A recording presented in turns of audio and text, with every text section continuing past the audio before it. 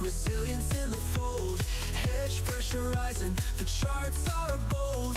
Daily bands rapping, stories untold. Riding with rockets through the AI. Up we go, reaching for the sky.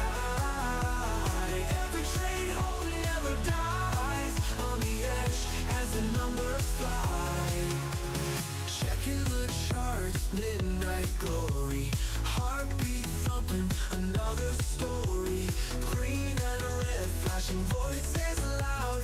Future kings spinning on their cloud. Riding with rockets through the AI. Up we go, reaching for the sky. Every trade hold never dies. On the edge as the numbers fly. Treading on, the pulse ascending, mind on fire, never ending. Trees of gold, endless fight. Push on through the endless night. Riding with rockets, scooter AI. Up we go, reaching for the sky. Every trade home never dies. On the edge as the numbers fly.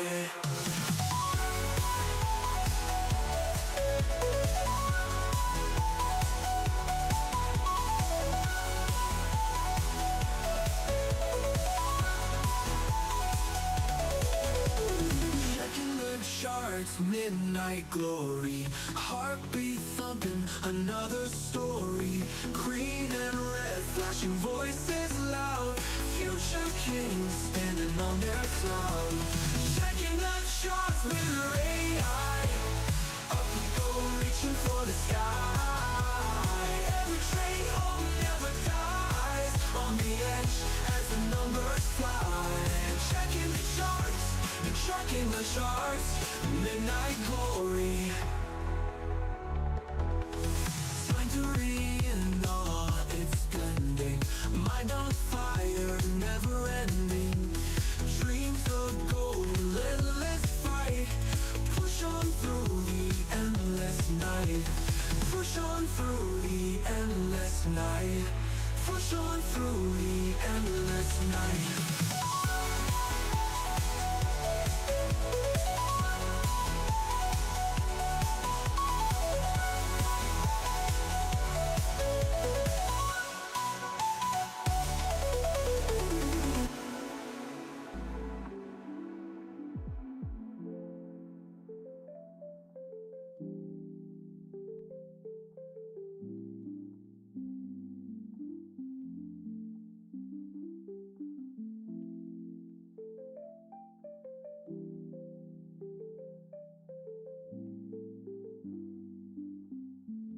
Guys, what's up? Time for some whoosh fan already. So I'm full disclosure, I gambled long on the PPI because good news is good news and bad news is good news, and like I've been telling you guys all week, $7,000 already. I could take the day off and go play golf and be all right. Yeah.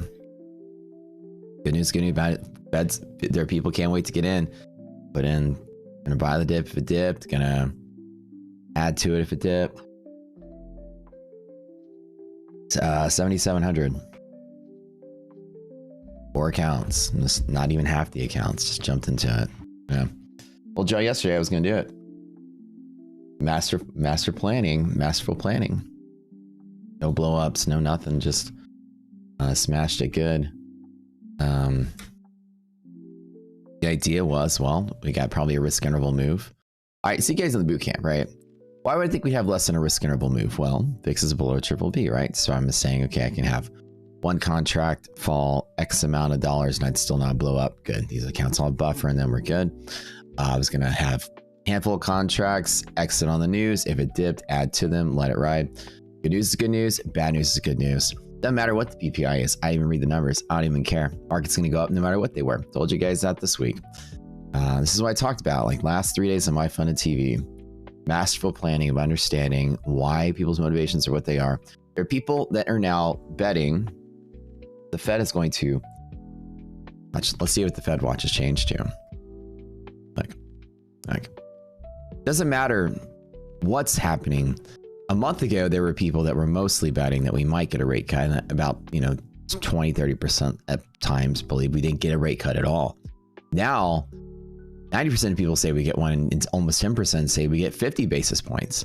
There are people betting on 50 basis point cut that came from the no cut camp. They can't wait to get in along this market to bet on 50 basis point rate cut. So they're going to get in no matter what. We had a red candle that would turn up, a green candle would hang up, whatever's going to happen, it's going to go up. It's going to go up, going to go up. This is some pre-market master betting. As you guys know, I like to wake up in the morning and do my masterful betting before the trading day starts, as we're prone to do here. Good morning, friends. But anyways, y'all remember when I told you guys all last week? I literally have been saying since I'm blue in the face, telling it on my Find a TV, I told it on my show, telling everybody everything. There's so many people can't wait to get on the long side of this. The VIX is showing you that. We got a week of awesome VIX, nice and clean. Did my calculated risk. I could easily have been down just about this much, and I would have been totally fine with it. Okay. Let me show you guys what I'm talking about. We had this, and I'll do roll call just a second when we jump into it because PPI is live, baby. All right, as I've been showing this, we had our VIX class yesterday, and I hope you guys learned a whole lot about VIX, right? As you notice, let me ask you guys, boot campers, what do you notice difference about how much the VIX moves when it comes to events relative to this line right here? There's above the line, there's at or near the line, there's below the line, there's way below the line. And notice the difference between how VIX responds to news events above the BBB line. Yeah, you guys know the difference, boot campers? Y'all can tell me the answer there, right? Big difference, right? Market has shrugged off news like it's nothing. Since Jackson Hole, Powell flipped the script such that people were believing that inflation was going to be a deterrent for rate cuts. Powell said we no longer care, inflation's temporary. Powell said inflation's temporary. The bond market goes, wee, because that's what happens when inflation's temporary. Inflation is competition bond yields. People don't want bonds when the yields get gobbled up by inflation. Powell said inflation's temporary. The bond market started getting a lot of appetite. Bears had appetite for bond market. People were like, oh, well, inflation's going to come down, then these yields look great. As bond price has been collapsing for the longest time, when premiums go down, yields go up. But so the thing is that inflation is like, this is how much you lose per year. Let's make up a number, 5%. It's going to be higher with the tariffs. So as bond yields are going down, or values going down, yields are going up, and yields have to go up enough. This has to crash enough for yields to go up enough such that people are like, okay, I'll take the yield, whatever it is. That way, when I lose 5%, I still net 1. Good deal. It's not the real math, but it's help you understand the math. It's just not a overall percentage. This is 5% a year sort of thing. But anyways, you understand the difference, right? You have inflation's going to be how much you lose on that fixed yield. This is a fixed yield that you'll make more money on paper, but that money becomes less valuable as inflation makes it less valuable, right? So there's a time when bonds have crashed enough where the yield has outpaced inflation. People want to put their money in it for the guaranteed return. Powell said inflation is sort of temporary because of the tariffs. Bond markets started taking that as very bullish, and people started jumping into a lot of these. So the 10-year Treasury note right here, futures. And since Jackson Hole, we've been going blip. And that's okay, right? That's telling you that people are betting on inflation's going away pretty damn soon. That's fine. And so that's off the table. Inflation doesn't really matter. Powell says it doesn't matter. Then it doesn't matter to Wall Street anymore either. The rate cut became a guaranteed when he said that. And there's actually everybody's betting on some rate cut. And then, of course, when he said we're actually focusing on our second mandate, our dual mandate, second part of it, the jobs market. We got to save the jobs market. I'm going to teach you guys something. When Powell says jobs market, he really means stock market. This is what he's actually saying, because the only way the Fed has a handle to save the jobs market is to incentivize employers to not lay people off, to hire more people, which means got to get their stock prices up, which means you got to give some hope into the Wall Street system by cutting rates aggressively. Not just cutting rates, but aggressively. 25 basis point ain't gonna do shit. So we'll probably get a couple of cuts this year, if not 50 points right out the door.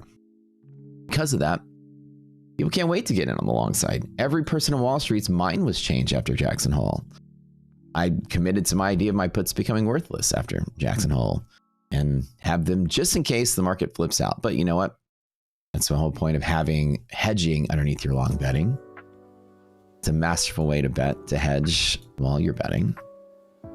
Just some periods of uncertainty. And now with the period of uncertainty out of the way, people can't wait to long this stuff. Because I've been essentially buying the dip and buying the dip and buying the dip and chasing the high. Not chasing the high, but long in the news. Even betting on the news. I'm so confident in this. Sometimes you get that confidence, right? In Wall Street, sometimes you have a puzzle, you figured it out, and no one else has, and you're first to the party. Now everybody else right now, waking up, starting their streams, starting their days, pumping their affiliate codes, trying to tell you guys what they're going to do. Or like, oh, I'm probably going to long the PPI. Well, I'm already in and out. See, there's a secret to this. Gotta be first. First is the best. First is always the best winner. We aspire to be first here, which means we aspire to be smarter than other people in the room, making a more educated guess. This is just a guess, but also because VIX is below triple B, I know I could fall just about risk interval on the other side. Let's talk about this risk interval really quick. We're jumping right into it. I didn't even do roll call, but we'll talk about it in a second. Let's look at the ES today, right? ES is 58 points. We didn't even go full risk interval. 37 to 64, barely 30 points. Nasdaq 210. Right. Nasdaq 920, 040. Barely a little over 100 points. Barely nothing. So I knew that a risk interval about 210 was about how much I was willing to, take in a burp. All these accounts could have handled it. These accounts had enough buffer on them that I was willing to lose 210 points in a contract. It sounds crazy, right? But had it fell, I would have added to all of them and bought the dip. I was so confident in that. I was so confident that with 50 basis point cut Wall Street, people can't wait to get on the long. So even bad news would pop the market to traps and bulls at the top. Even if it were to sell off, it's going to pop. So the idea is sometimes I get that thought where we're about smarter Wall Street, and I could take a gamble on that thought. And that's the way to do it. But thing is that in my absolute defense, is I've been saying all week that I'm gonna long. There's no bad news. I hope it dips. I'm gonna load up and full port it. You remember I told you guys that, right? I hope it dips because it's gonna dip and rip. And I even told yesterday in the boot camp, I said, what's gonna happen if it's already priced in and it falls? Where's it gonna go to? And people were like, it's gonna right back to the non-event line. I'm gonna V it right back to where it started. Right. I was gonna long it, V it right back to where it started, and then get out and then wait. So the idea was it could go one of two ways, right? Anyways, I don't always bet on the news, only when I have an idea that something's happening. And this was a pretty solid idea. I literally told you guys all day, every day for a week, this would happen. CPI will probably do the same thing.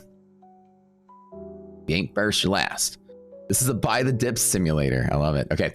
Good morning, guys and girls. Welcome to the stream. Simon Dean VV. We'll say it flies, it dies. KSJ get touch and despair. What's up? So by the way, Elite Trader Funding has an awesome challenge today. I'm gonna let you guys know. Everybody's ETF. We love these guys. All right. They have something called a Beat the Beast event. This is really awesome. Anybody who purchases a fast track eval and makes only $500, you will pass your eval and get a funded account. Fast track comes with the first month of your funded for free. So it's pretty much all in for $75. That's fucking crazy. Okay, $75 all in, and all you have to do is make $500 and then you pass. That's the new thing. Again, let me repeat.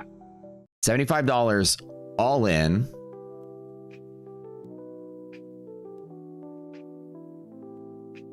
All you have to do is make $500.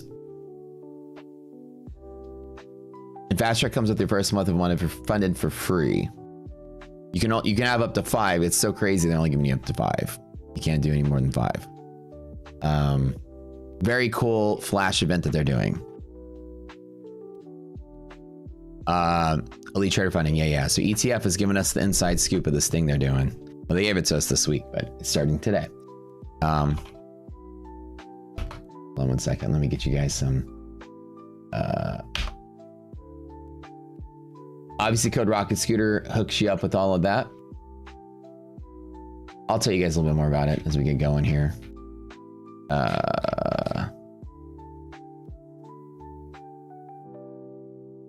See if I can find some. Let's go there. Let me give you their website. Their website is here.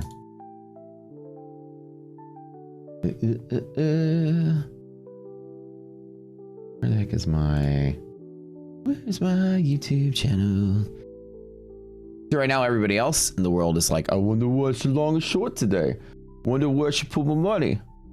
And then it's like, well, yeah, well, good luck to them. Here you go. Here's the link. Okay, let me do this really quick.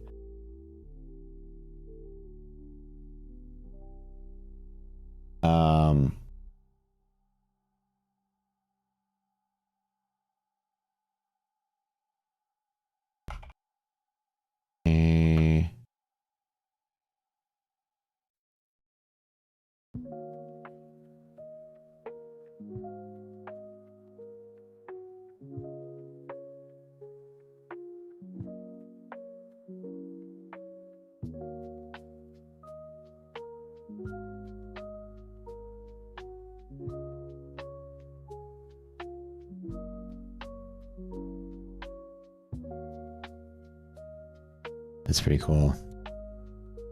Let me do this real quick, give you guys the link for it.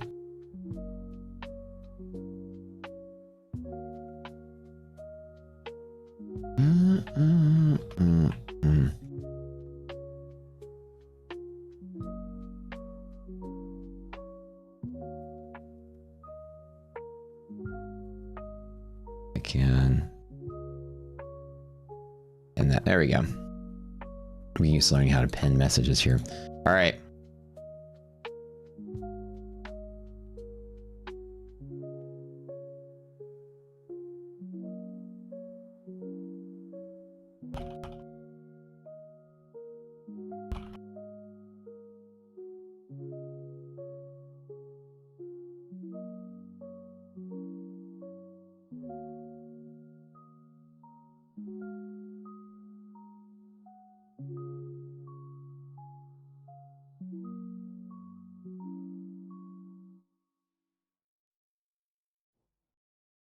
Everybody hit the like button.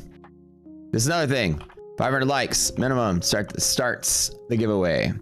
Everybody smash it. And we'll do bonus giveaways and stuff. We tell you guys as we get bigger and bigger and bigger, we're gonna keep doing this. Y'all gotta. That's where you pay your tax.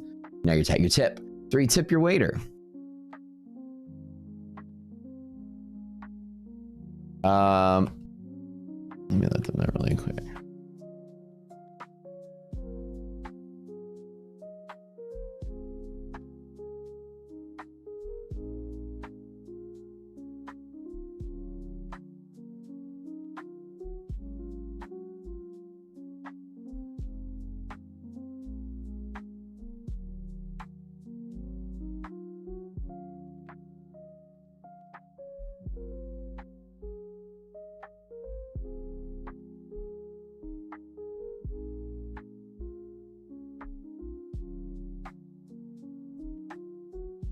You know what I'm gonna do? I'm gonna tell the guys at ETF just to come hang out and stream today.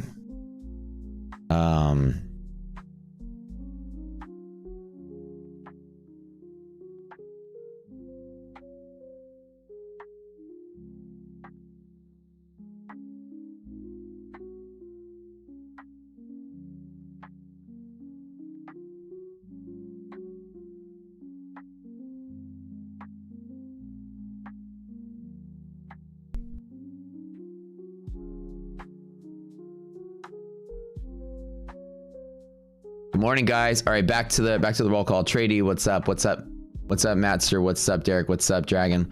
What's up, Clint? Thank you. We prefer not to take the day off. LOL, Red.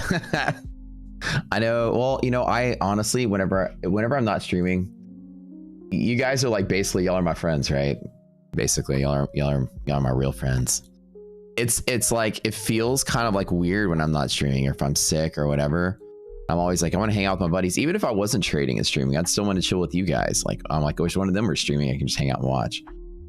It's kind of boring in the daytime without people to talk to. All right, KSJ, what's up, Mad Yoda? What's up, Moreno? What's up, Trader's Nest? Hello, hello, hello, everybody. Levi. Bad news is good news. Yep. 7K for the day already. Matt, you're so smart. Well, appreciate that. Just trying to think ahead, right? This is the whole point of trading.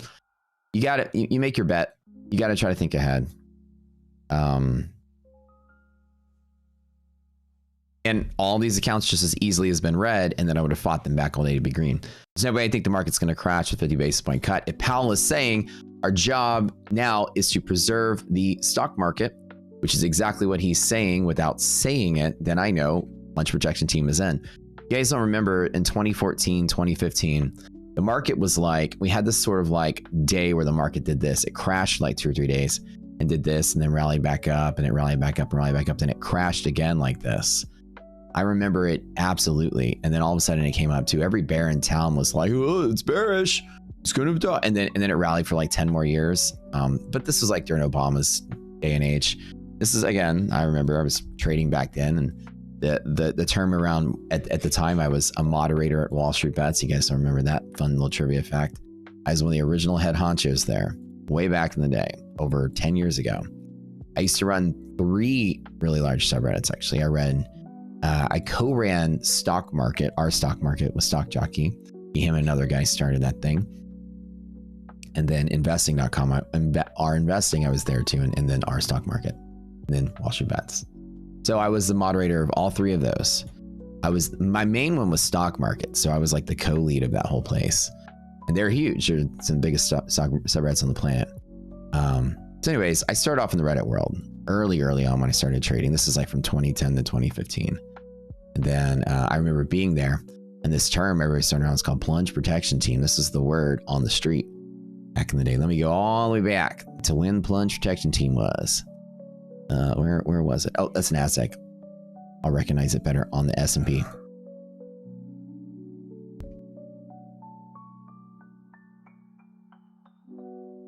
All the way back. So the kids were calling it PPT. Maybe it was 2015, not 2014. Here it is. Plunge protection team. There it was. I literally drew it exactly from memory. How'd I do drawing a 10-year-old piece of chart from memory? Did I do pretty good? Like, this is incredible, right? And people tend to think that I'm just some random weird, random guy on the internet. I kind of am like this fucking weird, I don't know, 1 foot on the spectrum math savant. I really am. Like, I drew this thing from memory, literally. Even the little blips, okay? Even the little waves, even the little dips, the W here, the W there. This is what we saw, right? It was like every bear in town was like, it's bearish, market's gonna sell off, but the Fed was like keeping the market from crashing. So the idea is that Powell's gonna preserve the stock market. Is what we're dealing with. Hey, what's up? I got Kaizen here. Okay, so ETF beat the beast, like the big flash sale thing they're having. Kaizen's gonna be here to answer all your questions, guys. So ETF, right? So beat the beast. Just one more time. All you have to do is make $500 in your fast track. You automatically pass and go funded. This is what they said. And it's all in is $75. Fast track is pretty cool, you guys. Y'all do take profit. Y'all do Apex. Fast track is in the same type of league. It's the trailing drawdown. They're the quicker to pass sort of accounts. But anyways, they just made it much easier to pass. So if you guys like those two, if y'all are in Apex and y'all are in TBT, y'all want to check out ETF. It's a huge sale, big deal. And Kaizen here to answer all your questions about it. So you can use the Rocket Shooter code. When I punch, it gives 100K for $50 at $37.50. Will still be valid for the Beast Challenge. We're about to pay $75. Kaizen, they have a question about Rocket Shooter code. He said, yeah. Okay. Anywho, like I said, once you spend your whole life staring at the stock market, you will remember things the way they go. That's how it was. Plunge protection team. The market crashed for 4 straight days. And we call this flash crash. Back in the day, it was just a thing, and then bears are like, it's dying, but somehow it didn't die. And Wall Street Bets, everyone's calling it PPT. PPT is back. PPT is back. Plunge protection team. The Fed's running around with a bunch of trampolines. They're putting trampolines underneath the market. That way it'll bounce whenever it falls, and it wouldn't fall. And this is like right before Trump went to office, and everybody was kind of like, bear market's coming. And then Trump got elected here. I remember this day. I could spot this day from 100 yards away on a chart. This is Trump's election. We fell and hit a circuit breaker. That was the last time we hit a circuit breaker until COVID. S&P futures hit circuit breaker overnight. And then everyone thought the market was crashing because Trump was elected, but then it rallied for like another 4 years. From that very moment, never touched that low again. Like never touched that low again. Like not even during COVID. So, you know, that's the low for your lifetime. And then the next time we hit a circuit breaker was in March 2020. So nice little trivia's there. No circuit breakers there, none of that. Anyways, lunch protection team, it's in. Powell just literally told you we're back with the trampolines. You guys remember the history of that? I do. It was fun. So back with the trampolines. And so essentially they're not going to let the stock market crash. As what they said is that the actual dire problem is the labor market. We've been watching labor markets numbers deteriorate. We've watched non-farm payrolls deteriorate. We're about to watch America go to full unemployment and fucking soup kitchen depression if something's not done now. According to Powell, it's that bad. It's a big deal. The non-farm payrolls coming out, you know, they adjusted the numbers. It came even worse. Why did they adjust the numbers, right? Because it's the asynchronous sort of bureaucratic effect of government says, right here, that's what you need to report. And the bureaucracy of everybody reporting is like reporting at different places. And some people just report, or their companies do their own statistics late. So they actually grab the last batch of people for the survey and report them late. And then you get the revision. It's not like some government conspiracy. The government's just highly inefficient. So are all these other reporting companies and businesses and whatever.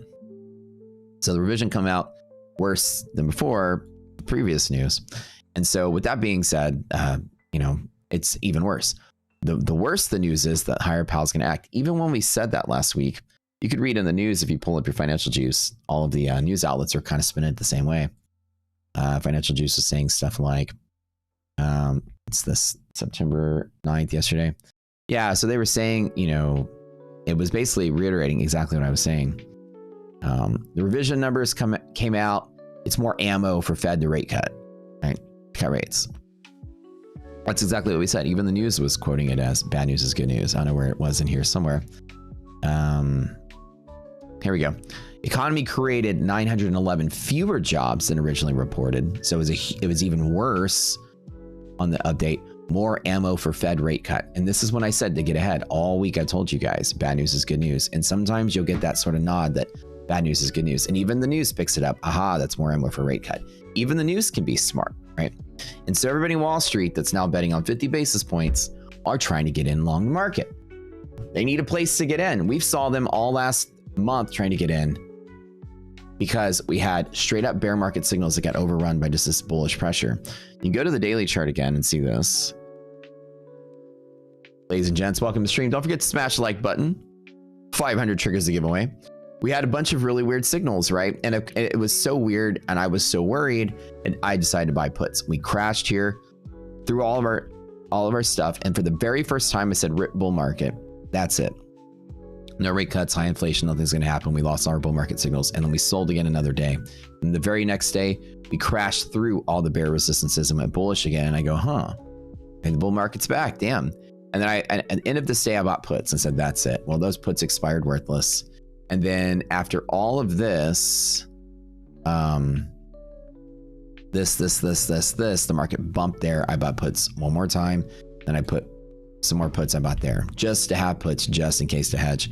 We're over here in case the market were to be down there. But I've more than paid for them with my gains. In a couple of days of trading, I paid off the insurance already. And they're there just in case, but they're probably going to expire worthless. Since Jackson Hole, Powell came through, flipped the script, everything's bullish again. So we're back to being there. And Powell says lunch protection team is back. PPT back. All the kids out there won't know what this means. All the legit folks, you might see some people on your Twitter say PPT. If you do, know they've been trading for a decade, because I remember that was a word everybody said. It was on the news. It was on CNBC. Plunge protection team is on. It was like the trendy word for the year. The Fed just won't let the market crash. And there's all these debates. Well, it's not the Fed's responsibility to save the stock market. And somebody's, well, yeah, but the Fed will save the stock market because it will save the jobs market. Well, it's the same rhetoric 10 years ago. Same rhetoric now. So the way you save the jobs market is that companies didn't have enough money to hire people and build jobs. People don't want to work. Participation rate is very low. People don't want to work. So either A, they're not getting paid enough, or B, they just don't want to work.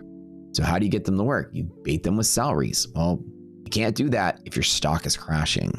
So if the stock market were to crash with mildly high inflation and high unemployment, you can start a chain reaction of layoffs, which can lead to a stagflation and another Great Depression.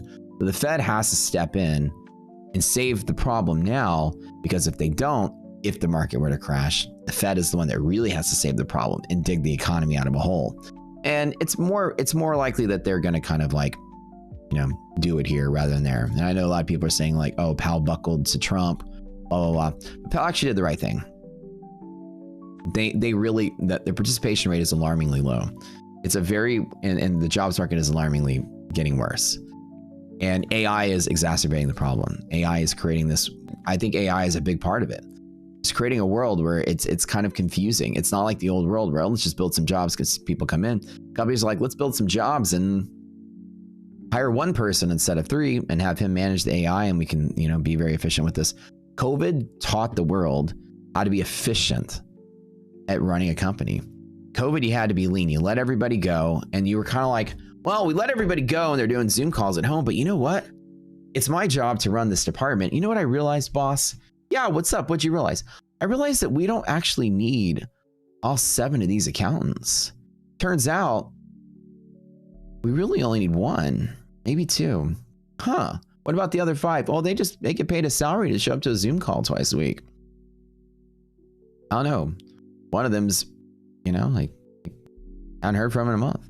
Oh, that's interesting. Well, let's go ahead and let them go. You don't need them anymore. That's crazy. Yeah. And so COVID taught businesses how to be more efficient. This is also a big part of it. So you really learn how to lean out and not really need some of your employees. Or somebody's like, hey, we don't want to come back to work. We kind of want to work from home. Company's like, no, that's okay. We'll let you go. And so we're in a weird spot right now where companies aren't, people don't want to work anymore. COVID gave you a taste of the good life. People want to start their own businesses. AI is making that much easier. People don't want traditional jobs. Companies aren't paying them traditional salaries. Inflation's high. This is a weird, sticky situation where we're just not in that same kind of like world we were a decade ago. And so now Powell's motive is like, well, we got to do something about this. This is going to get bad. Where we are. Don't you? Questions you guys have?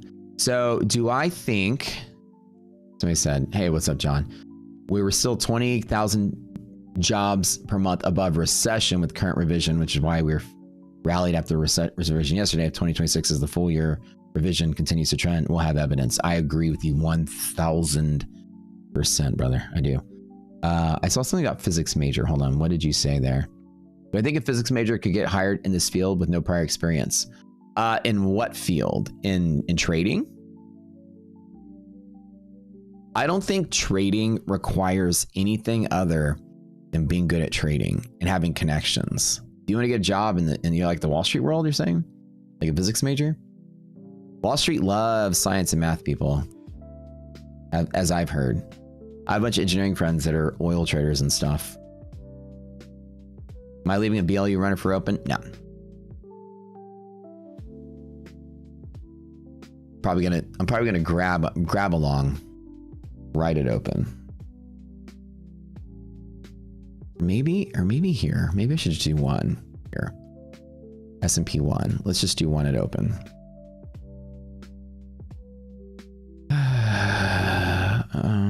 Good morning, quant traders.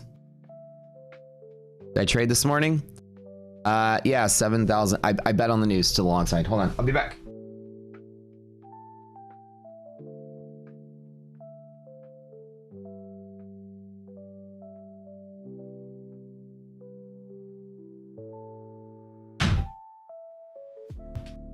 Did I tell you guys, this is part of the, so it's very rare that you'll see me betting on the news unless I'm just so confident, right, in it. As we see the deterioration of the labor market, and the motivation of Powell as well, we're going to save this. The worse that it gets, the faster they're going to act. This is the whole point. The people can't wait to get in. People that want to now bet on 50 basis points are staring at the market like, oh my God, since Jackson Hole, we got to find a dip. We had the big bear crash that people got in on. The next bear crash people got in on. And it's like, okay, people saw that and missed their opportunity. And every dip we've had the last couple of days has been bought right back up.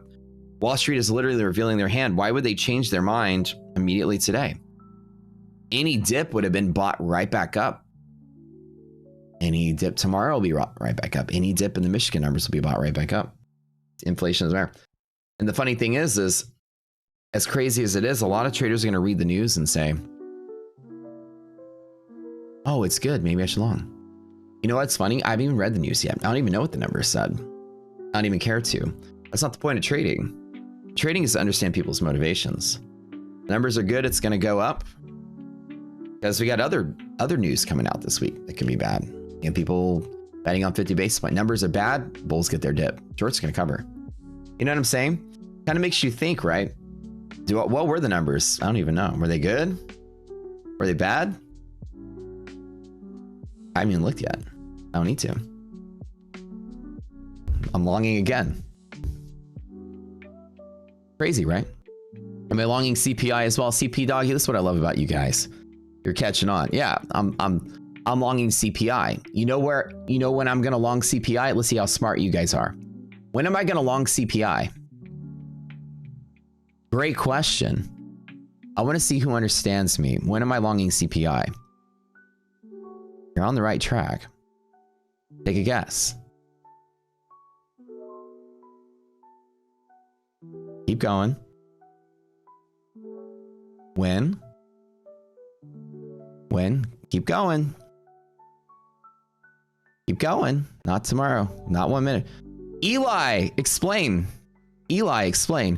When am I longing CPI? Right fucking now. Right now. I'm longing CPI. Right now. Eli for the win there. This is for CPI. Gamma nailed it. This is for CPI. Right now. You're getting it. I'm not longing at the open because of PPI. I'm longing for CPI now. What happens if it dips? One contract, one account, dips at the open. Got the rest of my accounts along in the dip. See? You guys are learning. Y'all are learning how I do things. Eli, my man.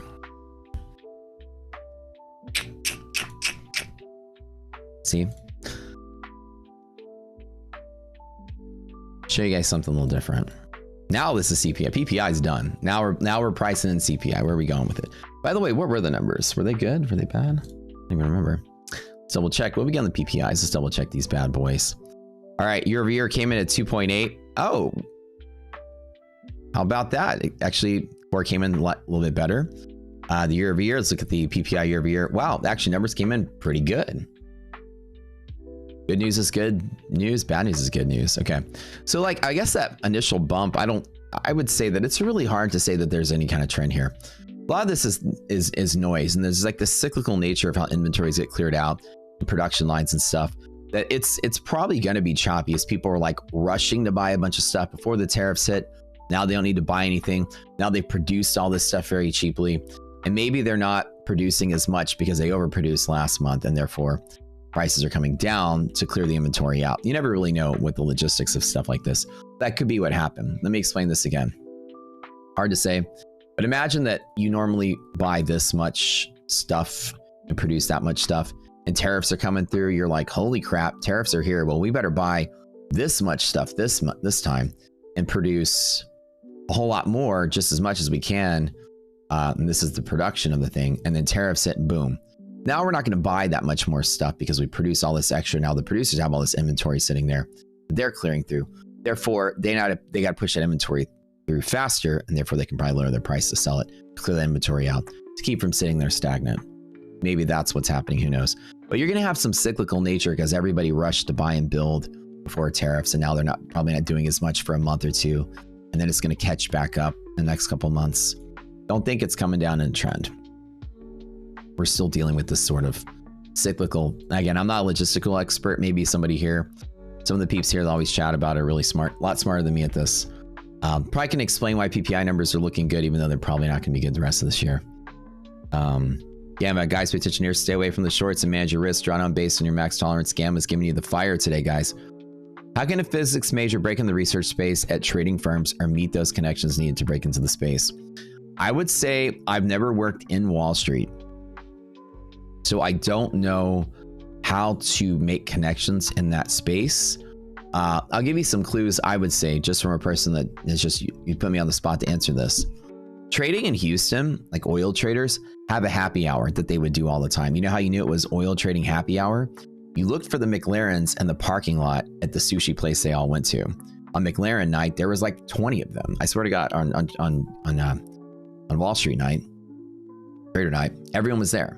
So you find out where it is, where they hang out, you know, and then just go network, make some friends, and that's basically how you do it. You know, let people know how cool you are. Also, you know, when it comes to getting a job, everybody's going to know you're smart. And when you're hanging out with like Wall Street bros, they just want to know that you're cool. So be cool, be charming, let people get to know you. And they'd be like, yeah, how do I get on the industry, man? I'd like to get to work with you guys. Oh, when I graduate school, I'd love to work at the firm. Hey, bro, we got an internship program. Let me put in a good word for you. You know, just like that. Make some connections. Also talk to your school. Talk to the folks at your school about connections they have. Sometimes professors have connections. They usually come from the industry, right?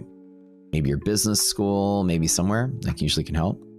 Usually your college should have programs that connect you to the jobs world somehow. Like my engineering, like we had tons of programs. Like if you want an internship, you would go apply, like I want an internship, and then the director of the program would connect you with interviews for different internships.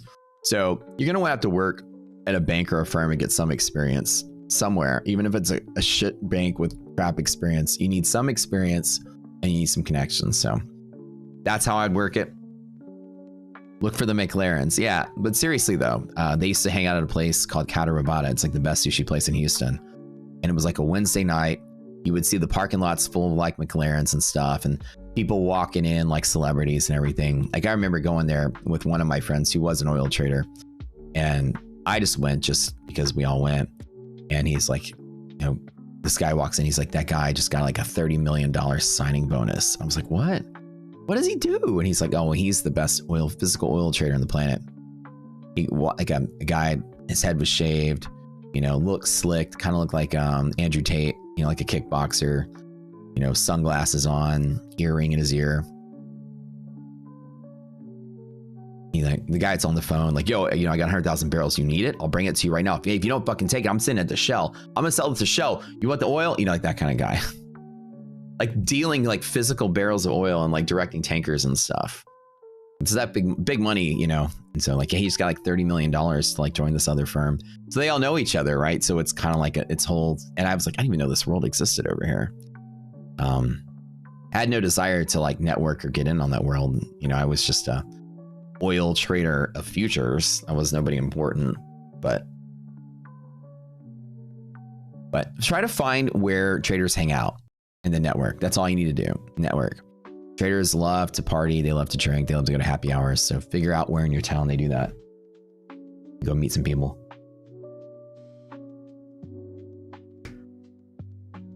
Be working.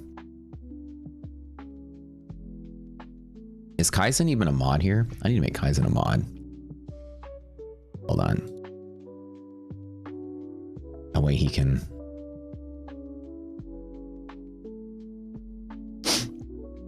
Really appreciate Kaizen being here. So ETF is having this really cool flash sale. As long as you just make $500 in your fast track, you automatically pass. It's called Beat the Beast. It's a huge thing they're doing. Those of you that use Take Profit or use Apex, fast track is the type of account for you. That's very similar to that. Trailing drawdown, etc. You automatically pass after $500 and go fund it, and it's all in for $75.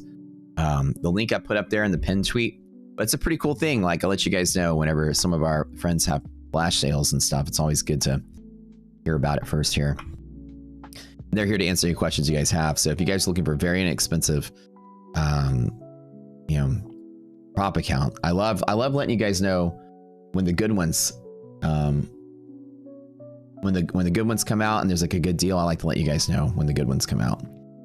So basically, you get $500 a profit and a 100K fast track, purchased anytime today only, from 8 to 3. You have to buy it today, and you can get up to 5 as long as you earn it in today's trading session and submit your proof by the end of the day by 3:30 Eastern.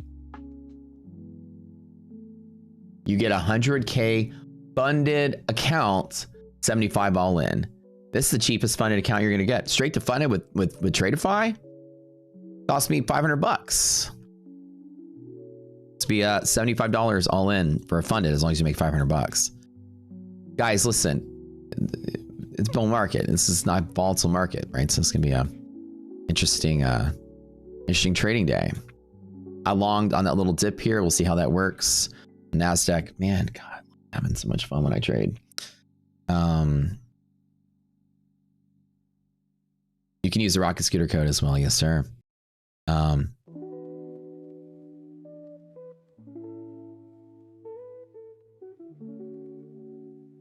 You can use the Rocket Scooter code. It makes it even half price off as well.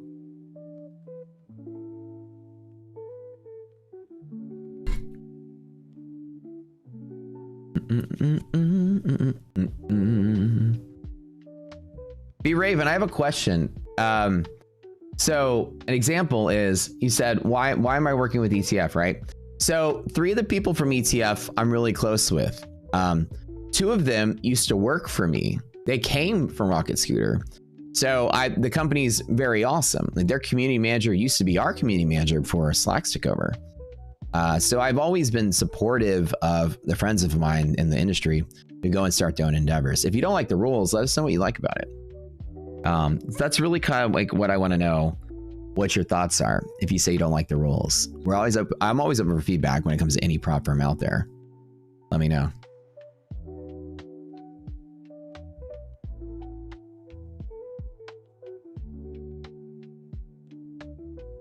You always let me know, like,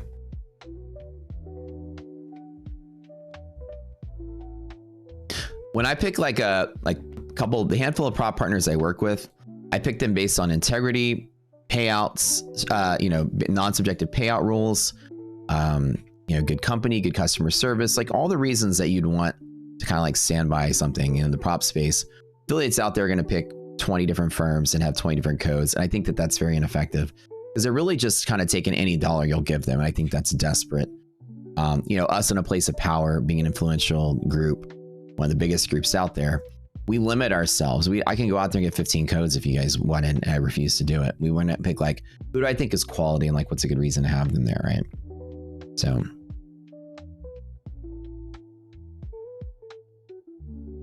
did you have a concern or top of B Raven is talking about it?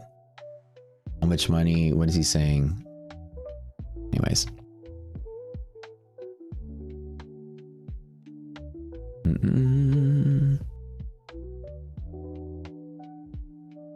Tyson's here to answer all you guys' questions as well, so he's in here. You like to trade with Futures Desk, but you hate that they have DLL. Can I work with them? Futures Desk is somebody we do have a code with. They're like our unofficial 7th code, but we don't really promote them. I don't really kind of like have any pull there. I mean, I could if I wanted to, but it's just like another firm out there. I don't really like have much incentive to kind of go after it. You guys don't really use them that much. If it was something that like everybody used, then I would kind of work with it, but that's a lot of work just for a handful of people. I can mention it to them.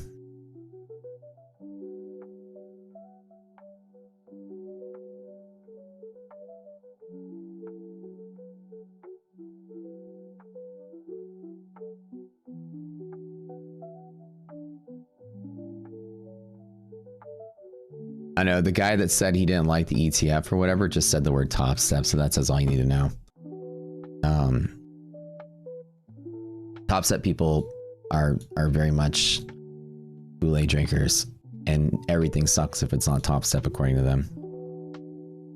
Tip stop. Yeah, and we get 50% off on top of that. Tip stop. The best way to get her to never sleep with you. We call it top step tip stop. Is the best way to get her to never sleep with you is you show her your framed top step payout certificates. That'll stop right at the tip. Yeah. Look at how many patches I have on my top step jacket. Here we go. We'll call that the tip stop. That's what it is. All right. Tyler, God damn it, your cat, bro. Tyler, get your cat off the keyboard again. Every other day. Tyler's cat's gonna start butt banning people like iDoc used to do it. Swear to God. Remember iDoc banned people on accident. She was banning left and right just by falling asleep by trying to mod the channel. What happened? Oh, yeah, Tyler's cat removed me. Sucks. All right, what do we got here? Which one of the accounts am I going to run on this one?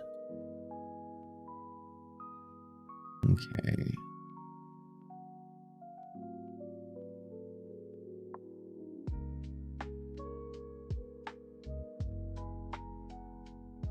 You let him long and short the market too? He probably makes a lot of money. There was that thing where the crypto hamster wheel. You guys remember that? There was like a hamster spinning a wheel. Guy had it hooked up to a computer. Like if the hamster went this way or went this way, it would long or short crypto, and it randomly would pick a product and everything. There was one somebody did with the chicken too, and that the portfolio was like doing well for a little bit of time. Just randomly pick a coin, randomly long, randomly short.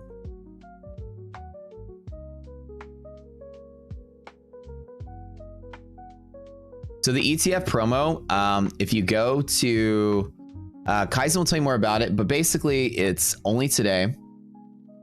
It's really cool. It's a fun event. Just like fun, like a one-time event. It's only today. You get a fast track account with ETF. We get 50% off of that.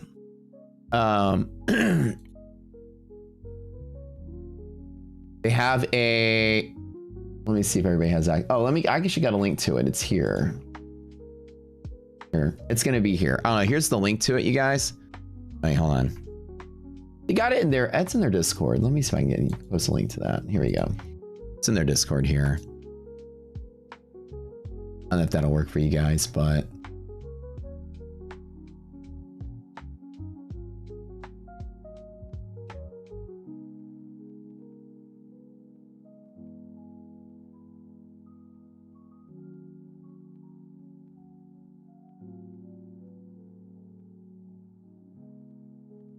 take a little screenshot of that and post that in our Discord. Everybody know about it. Again, I like when our prop partners do something fun, like a new event or anything.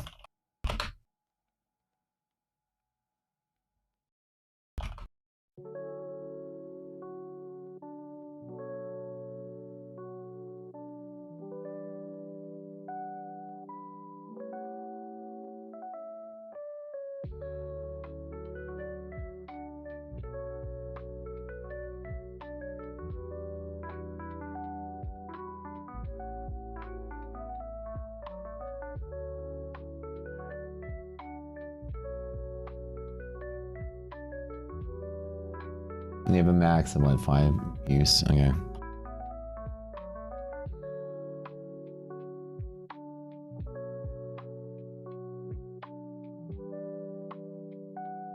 Pretty cool.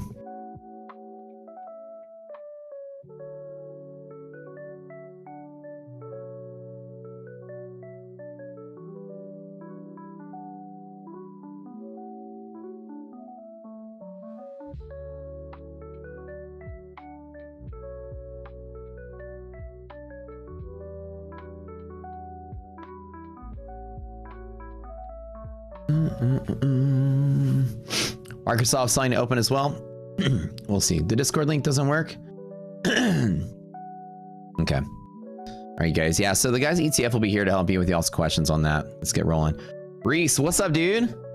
Work another payout. Average at least one payout every 5 days. Thanks to Rock Security and the boot camp. Here's to someone else being able to take it as well. Life-changing stuff. Dude. My brother. Deep, this is why we do what we do. I love it. I love hearing it, man. We're teaching an army of traders out there.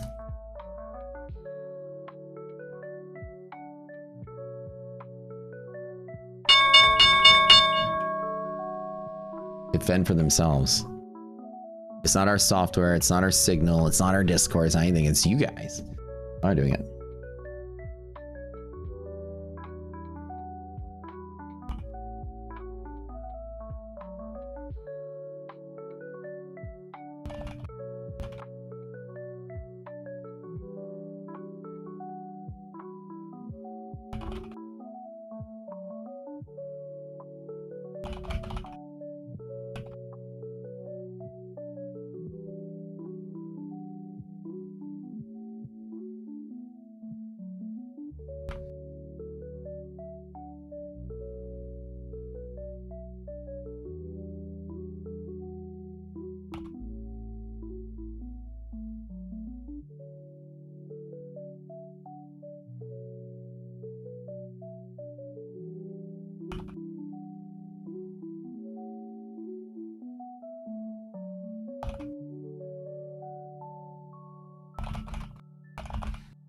All right, here we go.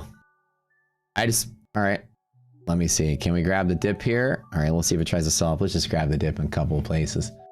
You're in a couple of places here. Just one, just two. Oh, that's NASDAQ, S&P. Okay, that's good. That's good. That's good. All right, we got half gap. I am in slightly early on this, but half gap support, bull long up, perfect. B set up all through here to long. Even if it falls to there, I'd like to long this.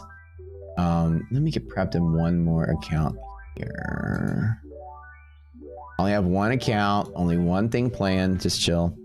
NASDAQ is looking pretty solid there. Half gap with positive res, why not? I'm gonna grab one more account, one long contract NASDAQ. This is 2 long contracts ES. Perfect. Reese, really appreciate that. Remind me today, guys, to give away 4 seats to the boot camp.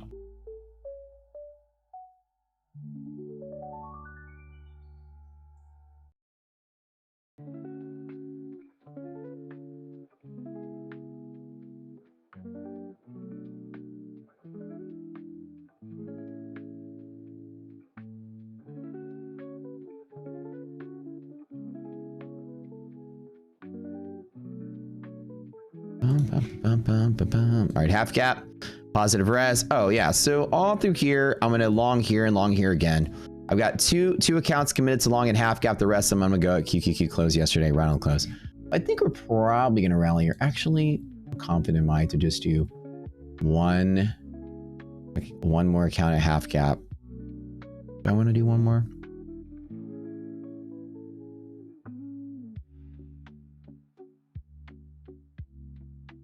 Wait for the gap fill.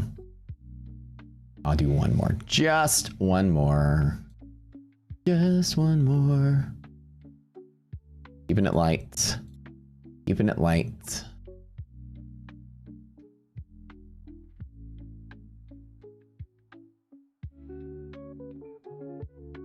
Oops, let me take out. Make sure of this. My old screenshot there from the morning. I'm already up 7,500 bucks before the morning even started. Bed long on the news because I told you guys all week I was going to do it. Bad news is good news, and I'm longing now for CPI tomorrow. You guys nailed it when y'all said that, by the way.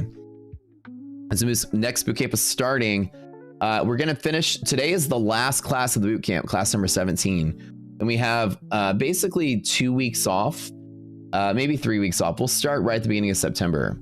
And so this being the last class of the boot camp, we're going to actually add something new to this, a second part of like the second month, which is going to be focusing on Trader Funding Program Masterclass. I'm going to talk about my dream is to have a masterclass on each prop firm that we work with, how to beat each one, how to beat the game, like best ways to attack it, which is better with each prop, things like that. So that's going to be part of what I think like that, like a prop trading masterclass. But it's going to be very intense, like a whole nother boot camp of prop, basically. I do a Clash Royale stream, LOL. Oh, speaking of games, I think it's Wednesday morning is wartime on my game. Let me double check what time I'm needed here.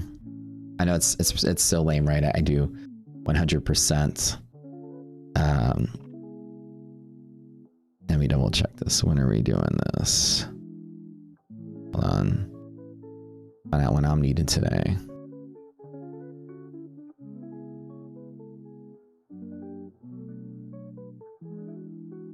I'm the strongest player in the game on the whole server cluster. Yeah, like you guys know me. I'm such a nerd. I fucking whale it up. So they need me to go knock some fucking heads. When's next start for boot camp? Right at the beginning of October. Right at the beginning of September. October, sorry. Usually we take like a 2-week break to reformulate and get everything sort of like 9 a.m. over 12. Okay. 10 Eastern, 9. Okay. All right. Yeah. You guys don't let me forget. In 25 minutes, I got to go do. I'm going to be here, but I got to go like do some stuff on my phone. I'm such a nerd, I know.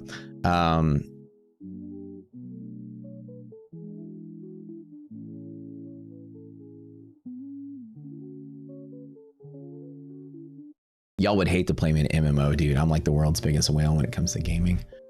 All right, I'm longing in 3 of my accounts, right at half cap. Just grab the dip there. Guys, don't forget to hit the like button, friends. Hit it, hit it, hit it. So, I talked about it all week, why I was buying the news, right? This was, I don't normally gamble the news. I normally find that to be a gamble, but today I was extremely confident. Remember, the longest time we had the dot plots from December all the way up into the first quarter. The Fed was saying, you know, the Fed members were voting fewer and fewer people wanted to vote for a rate cut as inflation was getting worse. The idea that the tariffs were, you know, you never knew where it was going to land. The Michigan Evers were, be careful because NASDAQ resilience just went negative.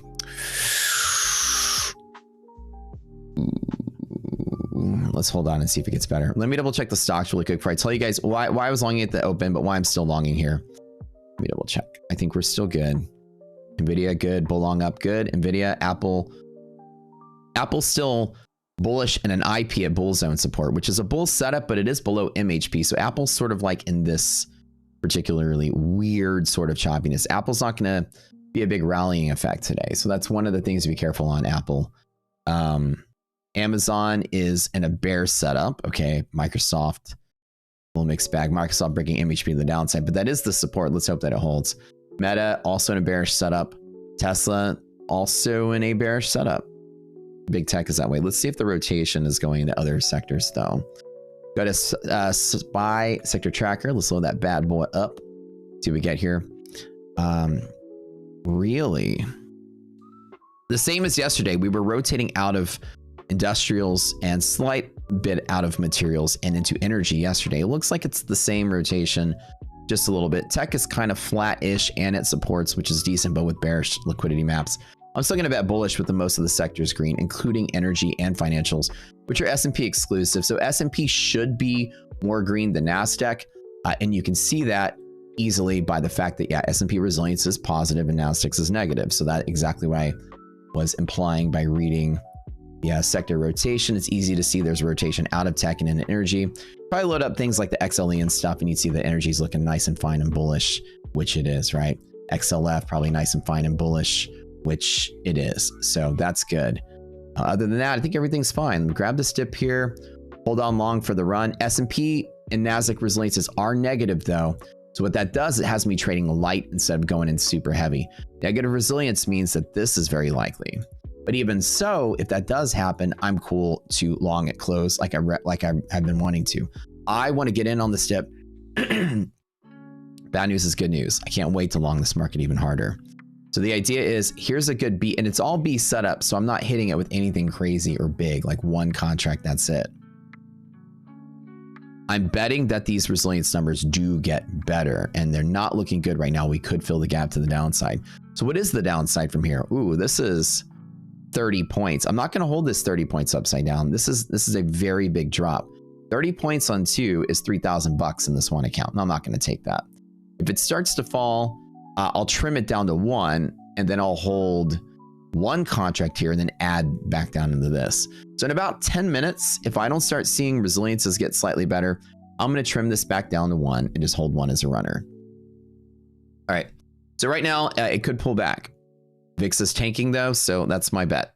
Right. The other thing is that VIX is tanking. Well, let's give you guys a masterclass on getting in early. Okay. Couple things. Number 1, we spent all month with VIX above BBB, which had me worried. When you're above here, the market's very sensitive to events and news. And so BBB is the contango midpoint of VIX futures. If you're an S&P and NASDAQ trader and you don't understand VIX futures, thank God you found me. We're going to teach you everything you need to know, especially in our bootcamp. We teach this in our bootcamp class. It's only $1, by the way. But anywho, VIX is above contango midpoint. It's this is the line for the month right here. VIX is going to be very sensitive to news, which means the S&P can spiral out of control with very large, nasty catalysts, right? VIX is below this line. However, it's a futures thing and it changes every month. VIX's response to events is really small, very small, very small. VIX not moving a lot tells me that this is not likely to crash very easily. The liquidity is here. Okay, so this is good. Number one, VIX has survived negative news, and it's here. Number two is the Jackson Hole Fed expressed their concern for their other half of the dual mandate, which is the jobs market being the most important part of their decision now. The jobs market coming through horrible and shitty is a reason for them to come in and do something. Now, basically said we're going to practically ignore the inflation because it's temporary. When they said that, the treasury market went through the roof, which is what you'd expect. Inflation is the enemy to treasury bond trades. So people are now seeing inflation as a temporary thing. They're getting back into the treasury trade.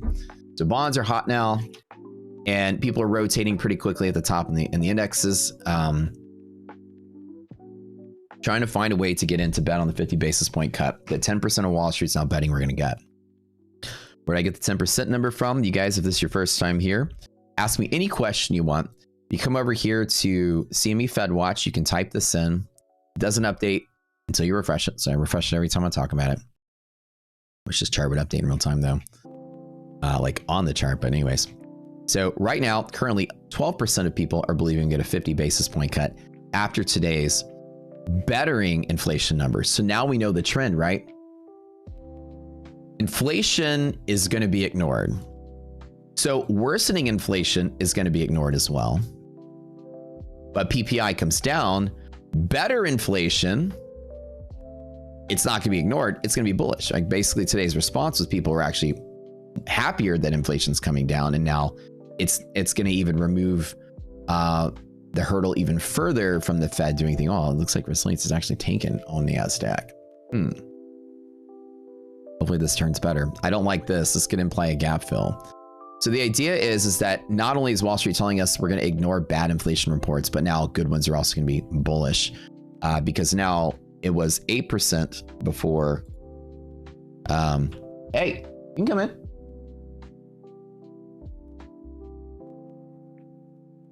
It was now 8% before the news came out, and it's now 12%. You can come in. You can hang out if you want to. Guys. Anyways, 12% is now what people are voting on a 50 basis point cut. It was 8% before the news came out. So even when the inflation numbers come out slightly better, right? The PPI came out slightly better. Wall Street is betting bullish on that. So it's weird that bad inflation data is going to be ignored. Good inflation data is going to be bullish. Bad jobs data is going to be bullish, and good jobs data is going to be bearish. So let's hope going forward that the jobs data is dog shit and that we hope that the inflation data is good. But this is probably just noise in the PPI, the logistical side of the way PPI works. But still, like PPI came through actually pretty decent today. You go CME Fed Watch, you can Google that, gives you all the information there. Hell yeah, making money out the door. I longed to the news because I knew that when Jackson Hole changed the script on everybody, that people couldn't wait to go long the market. How did I know? This one chart is why I longed the news. 2 weeks ago, or actually 4 weeks ago, you had 20 to 40% of Wall Street betting on no rate cuts at all. 60% betting on maybe a rate cut in September. We've been asking, are we getting a rate cut in September since March, since Wall Street was like aiming at it. And then when Jackson Hole came out, it almost became a guaranteed bet when 100% of Wall Street is betting on a rate cut. 90% now bet on 125 and the other 12% now bet on 50. So this chart tells me Wall Street's appetite. Good inflation data is even more probable for rate cut. That's even great. So Powell's ignoring the bad news, and the good news Wall Street's loving. So that's where we are today. Guys, do me a favor, don't forget to hit the like button. At 500 likes, we'll trigger our first giveaway of the morning. We gave away about 1,000 accounts last month between this show, my afternoon show, and then my funded show that I do. Oh, I don't like that we're not getting... I don't like that we're not getting good resilience in NASDAQ. That's sort of get me kind of whatever. But if this does sell off today, which I'm hoping it doesn't, I'm hoping we don't lose that opening spot and make this a non-event. I'm hoping it stays un-event. We don't pass through the anchor point. Let's get some people buying some stocks. It's not a good spot right now. And the indicators are threatening the fact that we could fill the gap. And the gap is where I would rather be long if I can get it. But in either case, resilience never dictates the direction I bet the liquidity map does. Liquidity map is still bullish. The idea that this is resistance here, as the algorithm has pointed out, tells me it is resistance here. I'm not necessarily too excited about this. So the way that I throttle my lack of confidence is I'm only trading in a couple of accounts, and that's it. Only have 3 accounts with a position on the table. One of them is Chew ES. To split the risk up even further, this is a Chew. And I have 1 NASDAQ and 2 other accounts. That's it. Something light, something small. That's it. Keep it light. And guys, we have our star of the show here. Hi. Hi, Doc. Fresh in from Boston. I'm about to go back to Boston in 2 weeks. Come here. Come here. Pickle the dog. And Prickle the dog.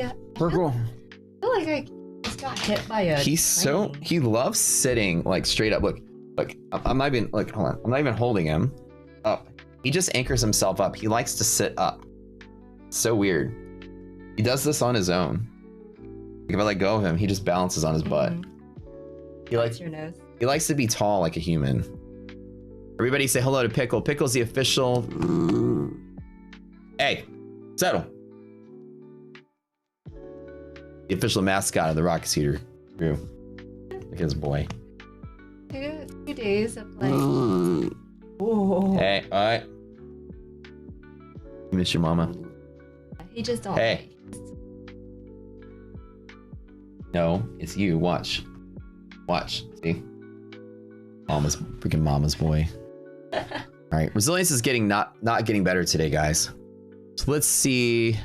Hopefully the rotation, but this is just could be some short-term rotation. NASDAQ is looking a little more booty, but that's all right. So NASDAQ could fill the gap down here. So NASDAQ already became somewhat of a non-event in this. And this is not looking so hot, but should be all right. Is bad news still going to be good news? We'll see. My S&P trade is doing okay. That's good. And my NASDAQ trade is doing sort of blah. I bought NASDAQ right at the open as well. And that first little dip. Again, resilience is indicating that there is resistance. And because of that, I'm trading them small and just in 3 accounts. If resilience was great, I'd probably be hitting it with more than 3 accounts. Back to doggy jail he goes. He's been bad. No, I didn't do anything to my hair. I just woke up, rolled out of bed, and like this. 2 nights of back-to-back concerts, guys. Yeah. We went to the Hans Zimmer experience, and Hans Zimmer wasn't even there. He was Tell the scam. It was a hologram of Hans Zimmer. They just got his endorsement, and they had a video of him playing, talking to the conductor. He curated that whole thing. He's like, all around the world. I feel like they curated it and just asked for his blessing, and he's like, oh, I'm getting a check out of this. Cool, I'll record a video.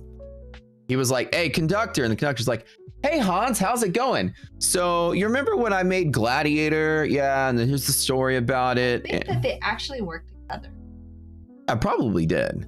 But I think there's companies that do these productions. I've been to so many symphony / whatever. I've been to the Final Fantasy one, the Zelda one. I've been to a Halo one. I feel like there's a symphony company that will call and say, hey, Bungie, we'd like to make a Halo symphony. We'll give you money. Can we play clips in our symphony and we'll pay you royalties, yada yada. And they're probably like, oh, I'll get a free check. Okay. Like, I feel like the symphony has to keep finding things to do to stay, whatever. Anyways, this is like a Ukrainian symphony, which is kind of cool. No, it wasn't. Yes, it was. They're actually from all over. They were from Ukraine. The symphony. The symphony that plays the instruments was from Ukraine. Stop. The singers were from Africa. The Lion King singers from Africa. Everyone else is from Ukraine. That's what he said. He told a whole story about it. There's a guy from France. They're all like Ukrainian. Yeah. Yeah. It was so freaking tear-jerking though. Yeah. was so good. Yeah, he was talking about like the stories he was talking about collecting the different players were from different events. Yeah, he was like Hans Zimmer. Anyways, I gotta tell you, Hans Zimmer is pretty cool. It's not like my favorite composer. I always thought his music was good and made like it creates more of an atmosphere rather than like a thematic thing. It's not like John Williams where you're like humming the tune in your head. Yeah, like you wouldn't understand, like you'd hear his song and you wouldn't be like, oh, that's the Indiana Jones theme, or oh, that's E.T. or that's whatever, you know, like you just hear it and you go, oh, that sounds like desert. Yeah, it kind of feels like a desert. And you're like, well, oh yeah, this is Dune. Okay, yeah, I can kind of see it. It has that kind of sound to it. Okay, that's the desert. What was that? They had the guy had the thing, right? It had that sort of, and had the flute. Yeah, it was. He was good, dude. Like the music was actually pretty good. But yeah, his music was great. He's one of my favorite composers.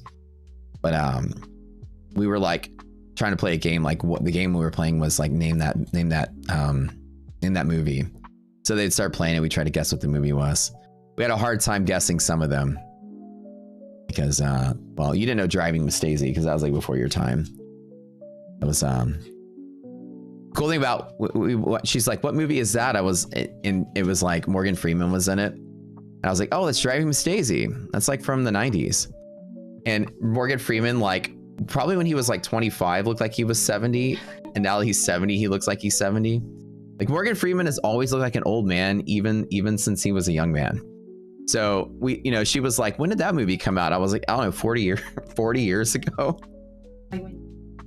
Yeah, I didn't even know Hans Zimmer wrote the music for that, but that was like the first song they played. How old is Hans Zimmer? Probably in his 60s, maybe young 70s. Anyhow. Yeah. But it was pretty good. They played like Interstellar, they played Inception, they played Batman, they played Sherlock Holmes, they played Sherlock Holmes was really cool. I honestly thought it was Dune. They did Pirates of the Caribbean. Prince of Egypt. Prince of Egypt. I yeah. didn't know he wrote for that cartoon. Kung Fu Panda. Yeah. Morgan Freeman is 88 years old. Oh my gosh.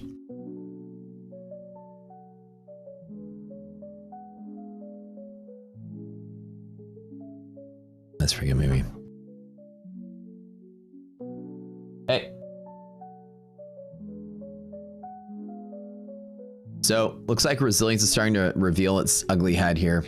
We might actually get a gap fill on this. Nasdaq to gap fill and open would be fine. This is where I would long a couple more places. Then I would cut out and do nothing else until lower DD band. Trust me, if the market were to sell to there, I would love to really play the long side here. But we're betting on rotation to S&P.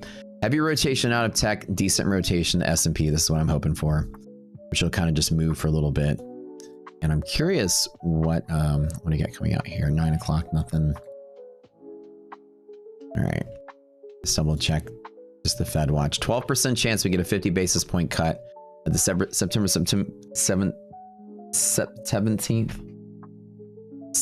17th meeting, which is next Wednesday.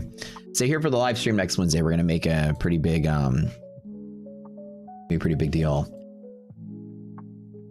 All right. So looks like PPI came in year over year slightly kind of like in the noise range, slightly above 2, slightly less than 3, definitely down over the last run. So I think people are going to be very aggressively bullish in this market because 50 basis point cut is the obvious long trade and people are waiting for every opportunity they can to get in on it. That's how I'm trying to be smarter than the average bear.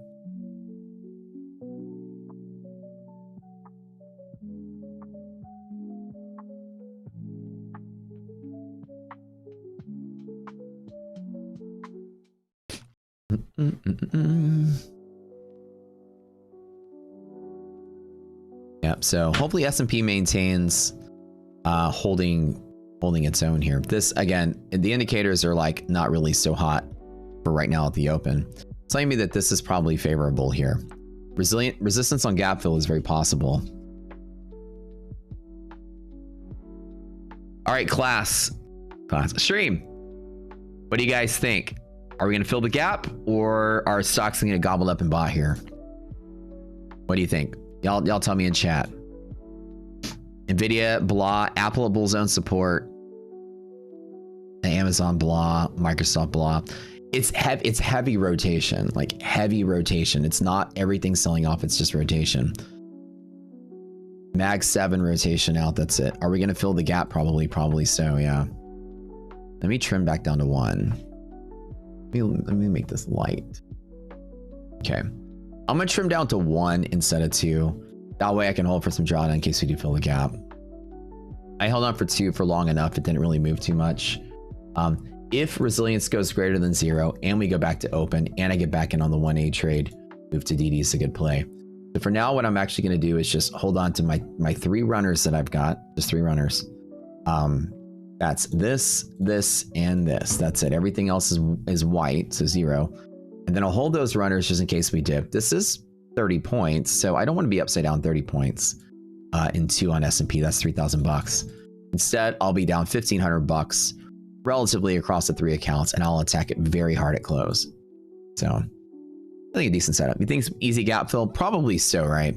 But again, because resilience is on the edge here, I still want to kind of like be ready for a move, because near 0 is above 0 when it comes to S&P. S&P res at 0, that's still bullish enough. So ooh, okay. Nasdaq's starting to tail up just a little bit. Why not?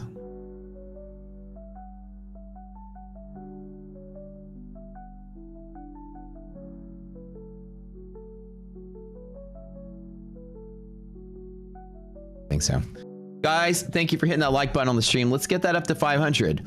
Just letting you guys know, ETF is having a big flash sale today, which is this huge thing they're doing. It's 1 day only. And what happens is you get 50% off, 50, by the way, with our code, which is great. On top of that, if you get a fast track account, it's all in. Well, it's all in $75, so we get half of that. So what, $37.50 or whatever? As long as you make $500, that's it. You don't have to go whatever. As long as you just make $500 by the end of today in a single day, you go to fund it. You don't have to do anything else. It's like a weird sort of cool thing they're doing. So you make $500, you go funded. So it's like, if you make $500, it's like a 37 whatever dollar funded account. How do you let them know? Guys, it should be to answer y'all's questions. You have to let them know by 3:30 today. In the Discord, I'm sure they have a lot more information about it. But I thought that was very cool. Like, it's very cool and inventive and unique when prop firms do something cool. Like whenever they do like a no DLL sale at Fund and Next or something, I like to let you guys know about it. Sometimes it's cool just to know there's a really cool deal running around there. So you have to submit your proof by 3:30 Eastern, and in their Discord, there's a link you can click to submit your proof. So that's it. When you click the link, it tells you don't have access to any of the channels. Okay. Let me let somebody over there know that, by the way. Good deal.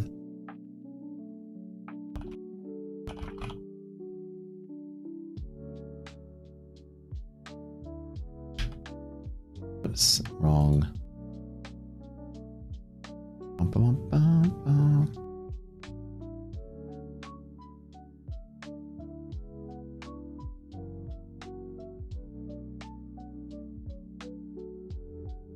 Oh yeah. So let me do this really quick. Let me unpin this message. Oh, my YouTube is absolutely frozen. Okie doke. Let me reopen YouTube here. Bum, bum, bum, bum, bum, bum, bum, bum, bum.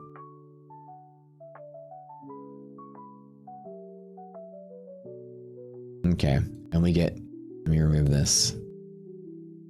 Okay.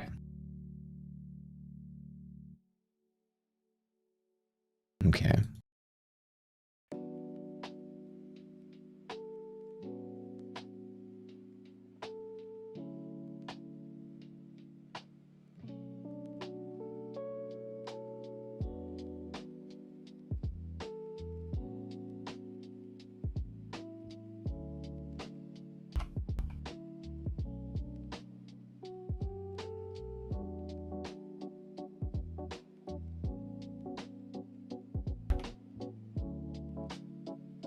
Ooh, ooh, ooh, ooh, ooh.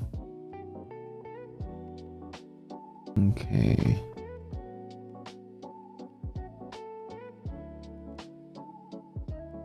Oops.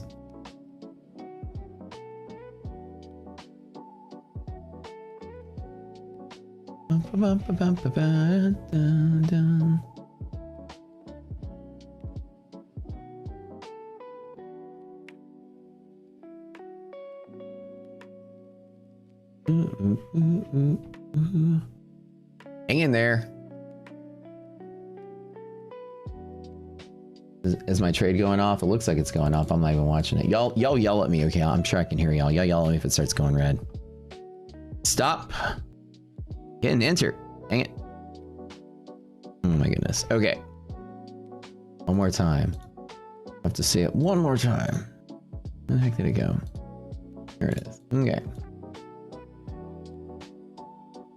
There it is.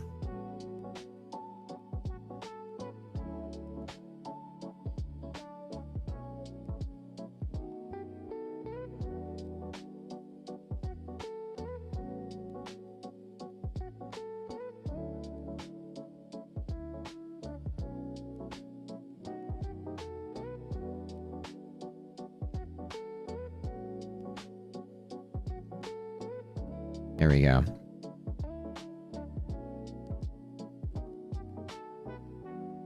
Fill the gap, baby. Let's do it. Hey, I'll fill the gap. Fill the gap, baby. All right. You hear that? You hear that? What did I hear? You hear that? Yeah. No. You know what that is? What? Sound of money. Oh. I'm wearing green. I am so cringe. Like, I just realized that when it left my mouth. How cringe.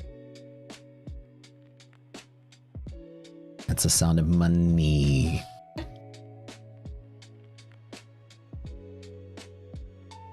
Why is Rest flip-flopping even the market didn't open flat? Because tech is so heavily weighted in the index market cap wise. When people are rotating out of tech and into everything else, that's what happens. Tech is such a heavy part of the market cap. See, it doesn't take a lot for resilience to respond to the tech stocks. Everything in tech was dirty and everything else was good. Watch, I bet you Apple or something just sort of like doing okay. One stock just probably crossed through half cap, right? Let's see who was it. Gotta be something. There goes Microsoft right through the middle, right? So some of the things starting to move. Do I copy trade? I don't copy trade. And Microsoft and Google both ran through half cap just now. Do you see that? It doesn't take much for the bigger tech to start being responsive, right? That's what we're seeing. Yeah, I don't copy trade. The way to beat the prop system is not copy trading. Gurus have been teaching you copy trade, and gurus that sell copy trading services are literally scamming you so that you buy more subs, buy more evals. Any guru that's out there copy trading on their shit is trying to get you to copy trade and blow up faster. The smartest way to trade, I got $70,000 in payouts last month. The way to do it is not copy trading. Somebody asked for $50 like 25 times. Thank you for asking. What I'm going to do is I'm going to donate $60 to random people in the stream that's not you through the form of boot camp. So we'll give away 4 boot camps in a little bit today. So that's how it'll work. Thank you. I'm gonna donate $60 to the stream. Yeah, and thank you. We had a donation earlier. Don't let me forget, guys. 4 boot camps I'm gonna give away in a little bit. We had a donation from Reese. Reese crushing it. Got his first payout, or not his first payout, but got a ton of payouts, and he's been posting in chat about it. And he says just requested another payout, averaging at least 1 payout every 5 days. All thanks to Rocket Scooter in the boot camp. Here's for someone else to be able to take it as well. It's life-changing stuff. Very cool, brother. I love you, man. Watching you put in the work, dude. Okay, so resilience is very responsive because it's market cap weighted. The big tech's starting to move. We watched rotation this morning out of tech and other things. So we're seeing the day. Yep. You just need to say you need to make 500 bucks. That's all it says with ETF Flint. Make 500 bucks. It's a cool one-time event. It's only today only, and you have to do it by today. It means you have to make the trades today. So it seems like a pretty cool, fun event. For being like nothing dollars, it sounds fun, right? Like 37 bucks or whatever. Like a fun little challenge, like, you know. But we paid 30 bucks at the damn carnival. We went to the shoot water guns and throw the darts. Like, it's a better use of 40 bucks, if I were to say so.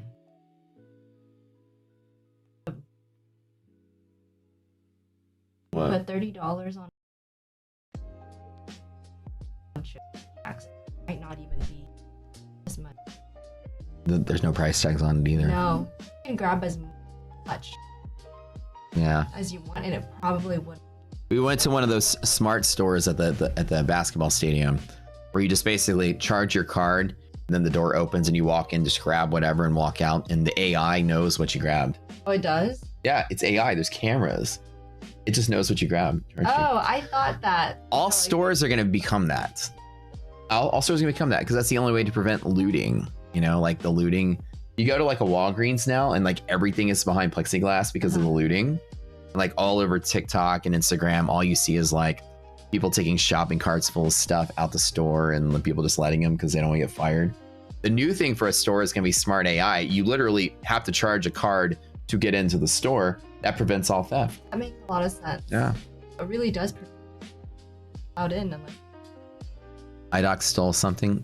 Yeah, she stole your heart. Aww. Oh, no. What if you wear a mask? Oh, that's true. Yeah. No, you just can't get in because you have to charge your card first. Yeah, like the AI you charge your card, and then the doors open for you. Yeah, think of like the New York subway station. You can't go past that little revolving gate or whatever until you charge your pass. Yeah. AI can still track a person with a mask, is true. But I think, yeah, and if it's multiple people, it would recognize it's you. Like the whole smart store. Amazon has like a smart store concept where it knows everything on the shelf and whatever you take. That's true. It's not like completely full, but I'm sure with the next receiving would be. Pat said someone can slip in with you when you open the door. That's why you just need a door attendant. That's like the only employee you need, somebody out the door to be like one person at a time, bro. Slide your card. Let's go. Life. So as you guys see right here, resilience less than 0 or at 0, I still take the long because liquidity map tells you to take the long. Because resilience was negative, I just sized down. I wish I would have still stayed long. And 2, but hey, 1 is better than nothing. As my dad used to say, it's better than a sharp stick in the eye. So that's good.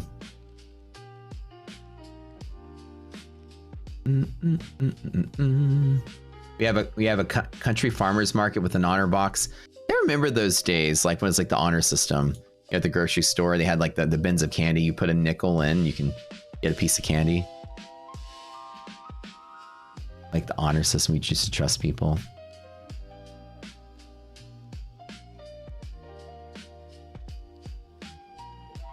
How many contracts do I trade per time, Shiloh? It depends. Typically on, if you look on my liquidity map here, this is my position sizing diagram. Based on what the algo tells me, I size my position. We have these little letters are codes for the following. I have a 0, I have a small, I have a medium, and a normal.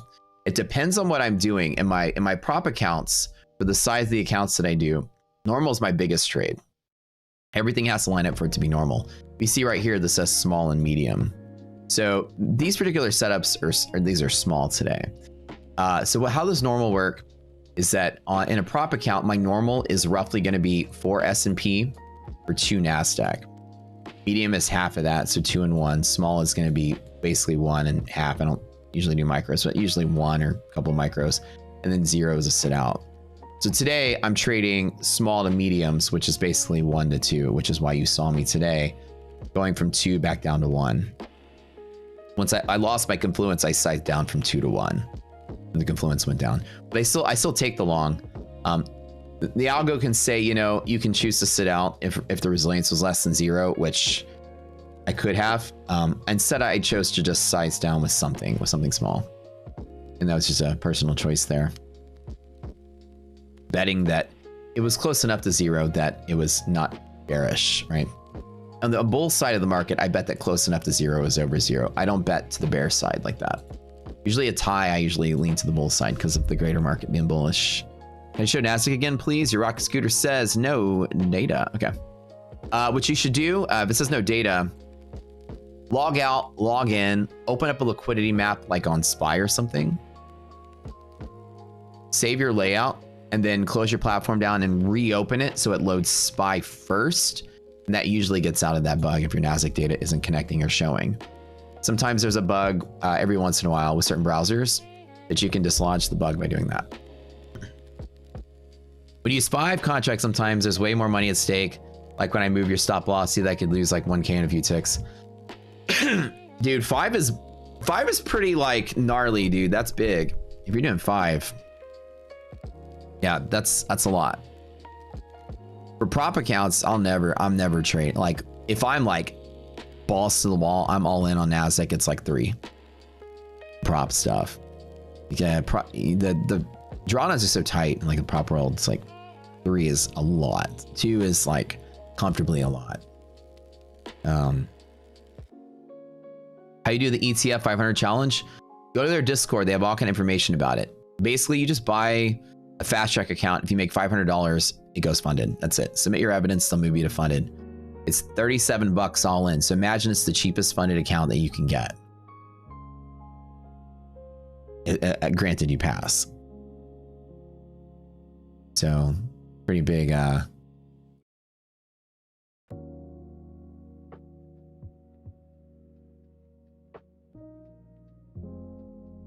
me put their thing. Pretty cool for like a one-day event.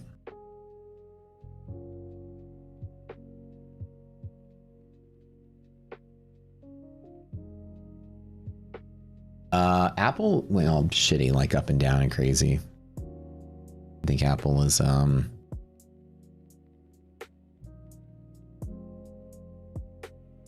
yeah, I made a post yesterday. I was like, here's the progression of Apple.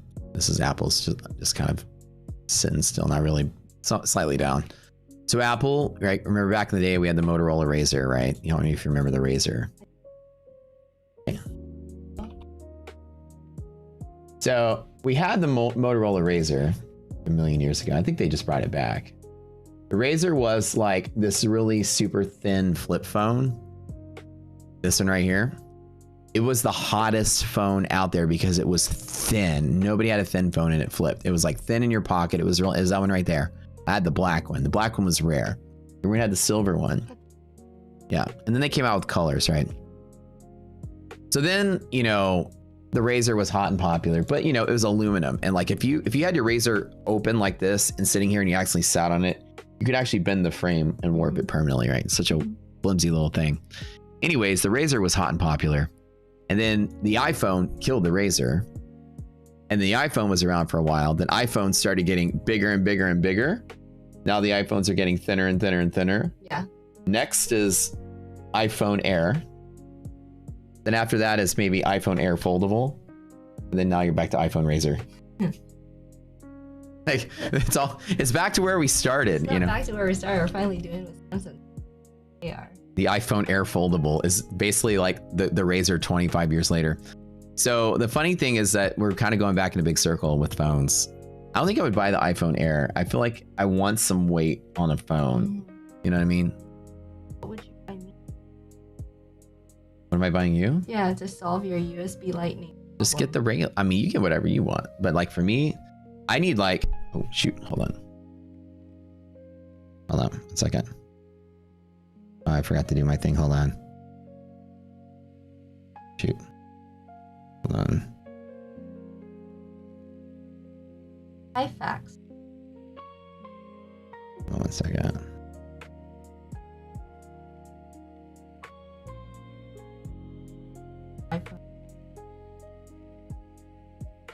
Girls like me that don't know better and like cool looking gadgets. Oh, they're trying to make thin and small.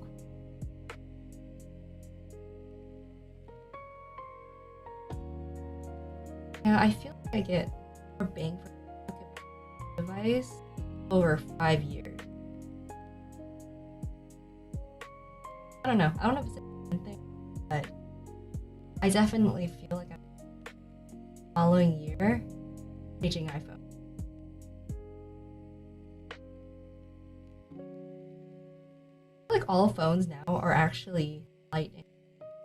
Really, think about it. If I use a Samsung or an iPhone, it does the exact same thing. And it's like there's not really any difference between all the devices, in my opinion, except for the brand itself. Your brand whore, that's what you're buying for, what you're putting your money.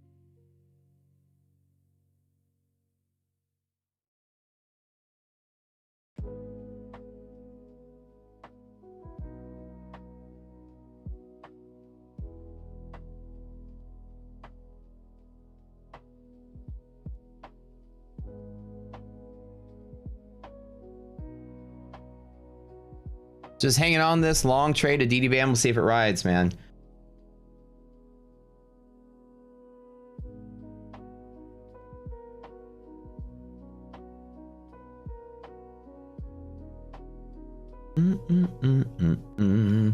Guys, don't mind hitting that like button really quick. About 500 will trigger our first giveaway of today.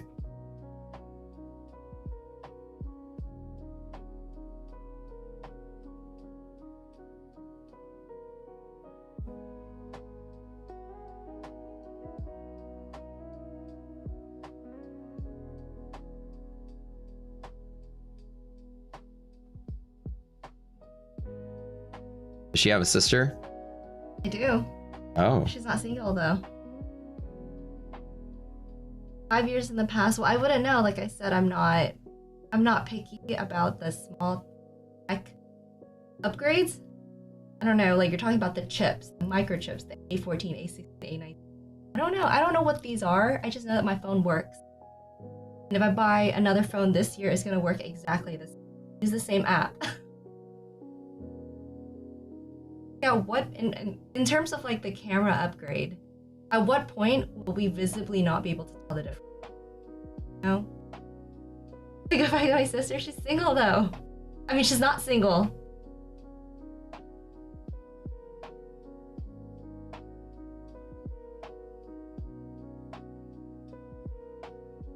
No, I was not.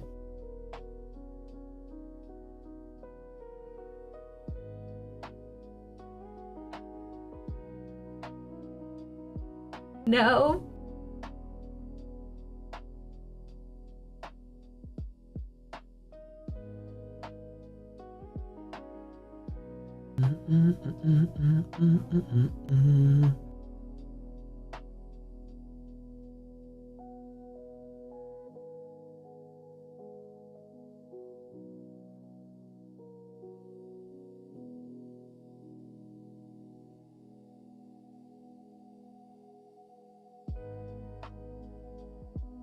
Okay.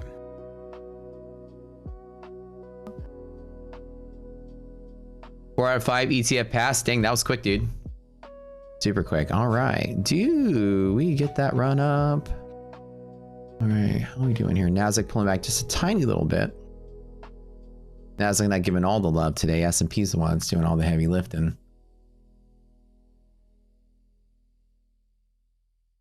I want to try this in like one more place.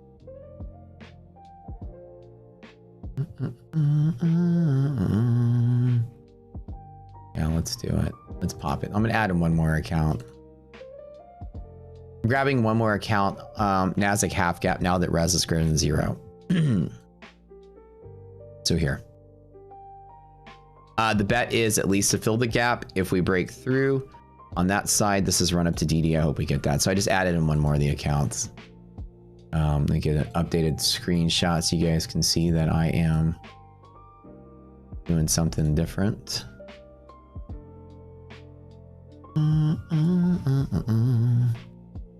Having that bad boy long. Oh, that was such a great day today, man. I love whenever I make a forecast on the news and I get it right. Ooh, I love making money. All right, chat. Almost at 500.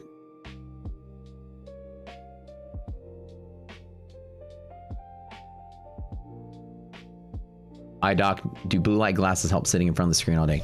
Hey, look, you got eye doc, you have eye questions, by the way. What? You're up. Dude, I'm off work. Do blue light glasses help in front of the screen all day? It might. Some people actually see there's no really hard evidence that shows that blue light actually damages retina. Very loose evidence. However, when I was in practice, my patients that would get eye strain and migraine actually feel better when they wear glasses. What I tell people is if it doesn't hurt, why not try it? Try it, buy it. It's not that expensive, and then report back to me. It doesn't work. Some people say it works. Some people say it's a scam. I don't know. I'm more like if taking vitamins makes you feel better mentally, just do it. But I made a mess. with my green juice, Gosh, spilled everywhere. I wait to do laundry next. I'll go change in a little bit. Okay. Wearing glasses makes your eyes worse. There's common misconceptions that actually Asians say a lot. They don't want to put their kids on or frames or glasses because they think it's gonna be worse. Actually, it doesn't. Don't feed your kids false information.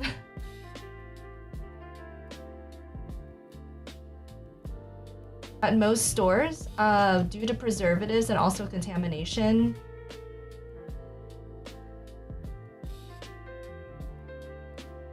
How come all generic eye drops have been recalled?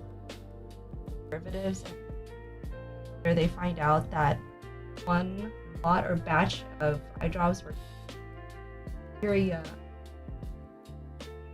fired preservatives, or something. We kind of take it for granted that we just buy like random shit and throw in our eyes. Like, yeah, there's, you know, like that's the problem now with what they have is a lot of people have dry eye. Like when you get older, it's almost inevitable. And because there's so many dry eye products on the market, people are starting to get this option. What is it? Vision paralysis. And it really sucks, right? Have you ever had that where you go to the supermarket and you're like, okay, there's Refresh Sustain, there's Optive, there's omega-3s, there's orals? I take this shit, I put this up my nose, I put this up my butt, like what? There's a lot, right? It's actually the thing I hate about the eye care industry. So many products for dry eye, but that's because this area in eye care, this disease state, there's no solution for it right now. There's no one solution that can cure dry eye. There's about 5 different ways that dry eye can happen, 5 different causes, actually more than that. Multifactorial, which is why not one drop works for everybody. Please do not stare at. Why am I sitting over here? I am like the main character of the show now.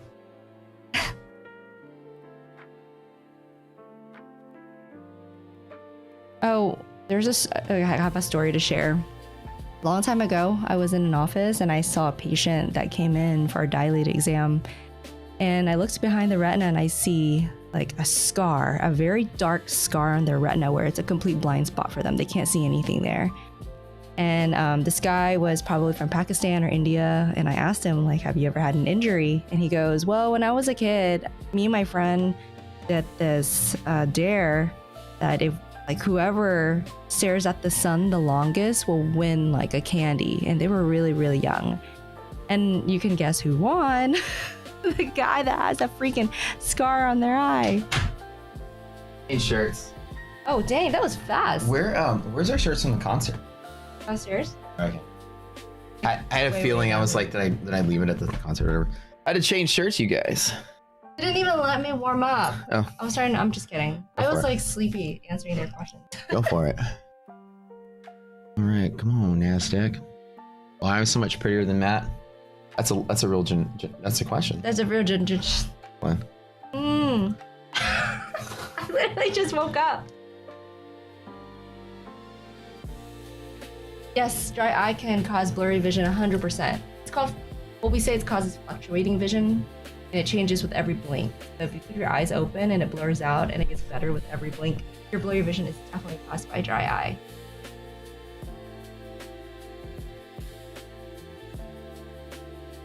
Sunspots on your skin, but staring at the sun, you get this condition called solar retinopathy, where the sun rays actually causes scar and burn in your retina. You don't want that.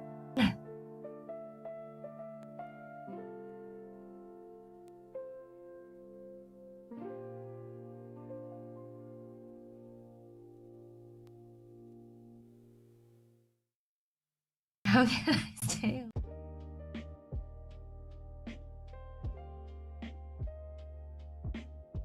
Oh, Matt can answer the. What's the carrot question? It's good for the eye health. No, that was a scam.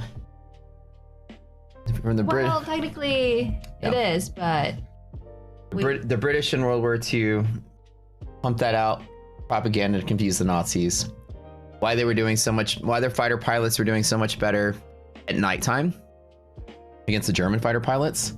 So they just had superior technology and better pilots, had better planes, but they were beating them in dogfights. So they leaked the propaganda that said, oh yeah, it's all these carrots that we're eating. Oh, the carrots are making our eyes better. The Germans were like, yeah. So the Germans started making all their fighter pilots eat carrots. It was one of the biggest ruses in World War II. That was kind of a cool story of. Also, we have sufficient amount of beta carotene in all of our foods in American diet that we don't really doesn't benefit to take anymore.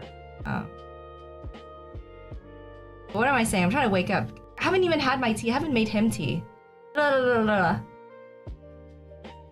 Basically eating more carrots will not improve your vision because you already have an abundance of beta carotene in your food.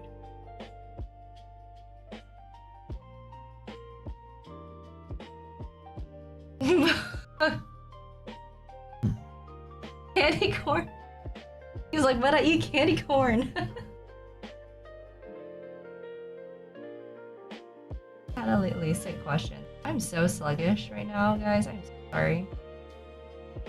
It's okay. This is what trading's really like. Normally we just stare at the screen and try to pass time while we make money.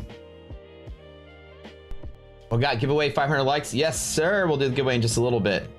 I got important things to do for a moment. Yeah, he does. I'm confirming. How do you keep your vision as long as possible? That's a loaded question.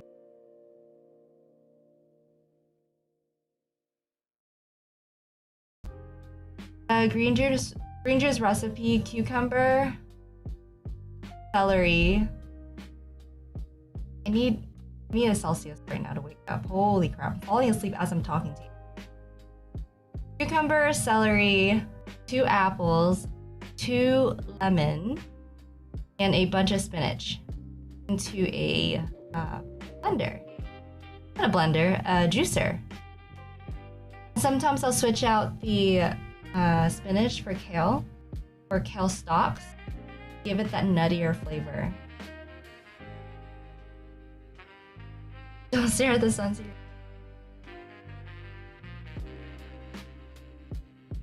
LASIK, is it safe? There's always a risk with every surgery. But I did LASIK 3 years ago and I do not regret it. You just have to be sure you know the risk that after LASIK, one of the most common side effects is you can get dry eye because the surgery cuts through your cornea, which has that nerve that's part of a feedback loop to help you reduce tears. But it's not that bad for me. Like, I did not have dry eye after LASIK. And you also might be at risk for more glares at night due to the LASIK scars that form after. But the procedure is so easy and simple these days, and technology is so advanced that these complications don't arise as often as. Oh, actually, I would say 20 years. Because the machine is pretty standard.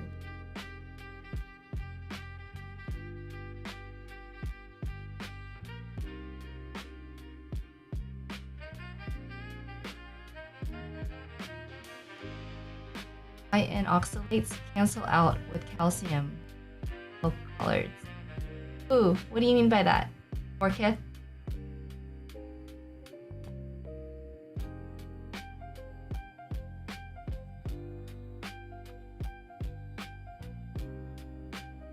LASIK is like getting a vasectomy for your eyes without the pain. And he can still produce babies even after LASIK.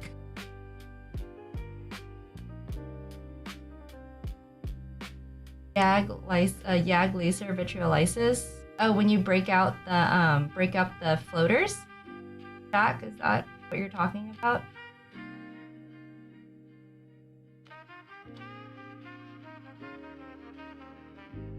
Paralyzed by LASIK? I don't know how that could happen.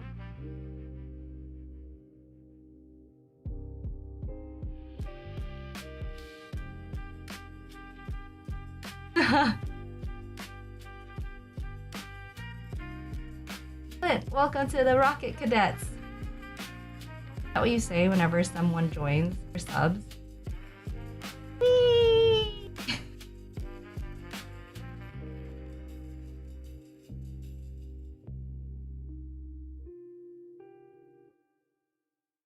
Shadows? Esteban, maybe? Hold your mom? Sounds more like cataracts that are forming due to old age, and she can go through cataract surgery to get that removed. And it's a form of refractive surgery too. So they'll replace her natural lens with a artificial lens that will kind of have a prescription in it to help her see clearly without glasses. She'll still have to rely on glasses to read up close.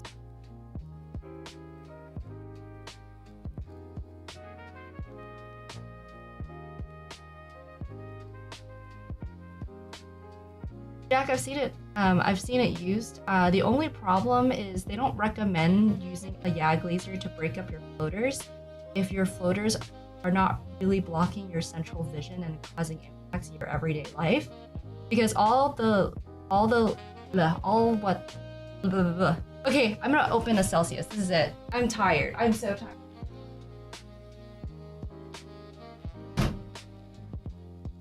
One, you're asking me to work when I'm not working, and two, it's 9:30. I barely woke up. Where was I? Bruh.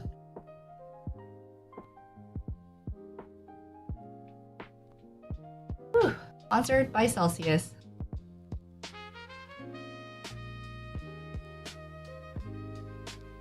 Oftentimes, if you break up a floater, that's not problematic. You break it up in one long piece into 5 different pieces that are gonna float all over your eyes.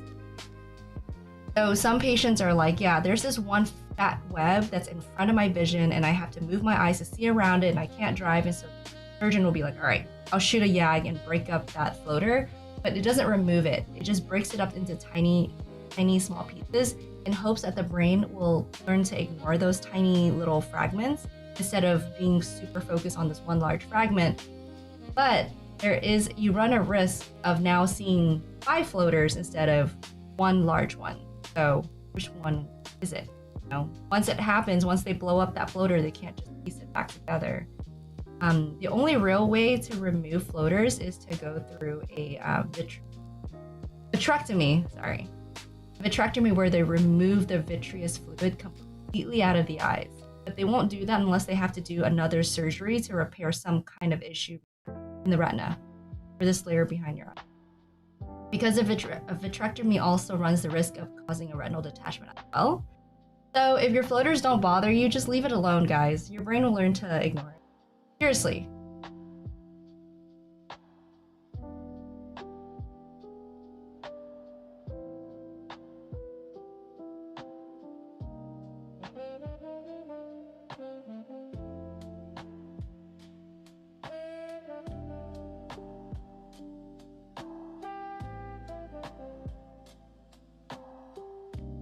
Floater since you were a kid? Me too.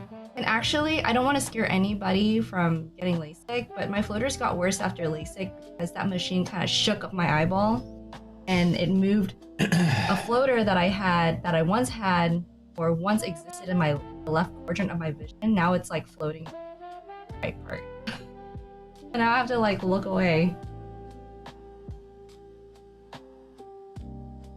Hi Steph, chill music and no good trades. need to be paid for my time. Okay. I keep getting added to this Viber crypto group, and it's like hella annoying every morning. It's you've been added to whale trading research for a certain crypto. Oh yeah, time to giveaways, huh? Okay, okay. Let me see if ETF has something they can do. Let me ask them real quick to celebrate. I'd even say something about it. All right. How's my trades doing, guys? Am I making money or what? Can't really tell. My trade screen? Nice. No, are they? What? Are they green? Yeah, they are. Okay. You stay on top of it. Yeah. My prescription was a -2 in both eyes. So moderate, but not too bad. Like I can still walk around the house without bumping into walls without glasses. Which props would I avoid and what are my top 3? I would avoid top 1. This is they have literally just done nothing but sort of create PR nightmare for themselves with all the issues they have. Denying traders, kicking PL, Discord, all that stuff. And avoid Halcyon because it's being promoted and run by former Atlas guys or whatever. The ones that got arrested for stock fraud. So I would basically avoid those two altogether.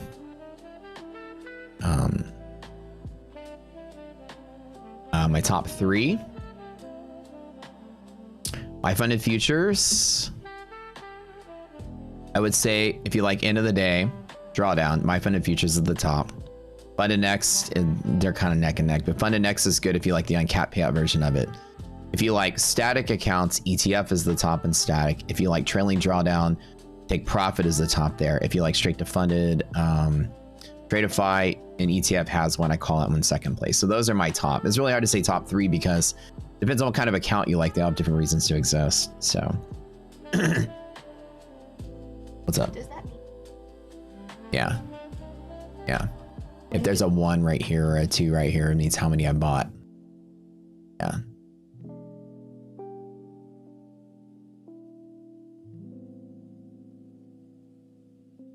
It's some of those guys from that group, not the Atlas group together, but it's that group of dudes. They weren't from Atlas. It wasn't like PJ or any of those guys. It was I forgot his name. One of the smaller ones. But one of the guys that got pinched, him and the other dude, I forgot his name. 2 of them talk about it a lot, and they're literally like their main guys, and so that's a little shady. You guys know where that's going. Pumping and dumping penny stocks 1 month, and now pumping a prop firm the next. Just trying to hustle a buck out of you guys in another way. So I would avoid it at all costs. Tick never used them. Come on, half cap. Let's hold. Can we hold today? Can we not be crazy today? Can we hang in there today? You're trying to lose money to meet consistency, Zaid? Very simple. Here's a trick. Okay. Open a new tab. Type in ESZ5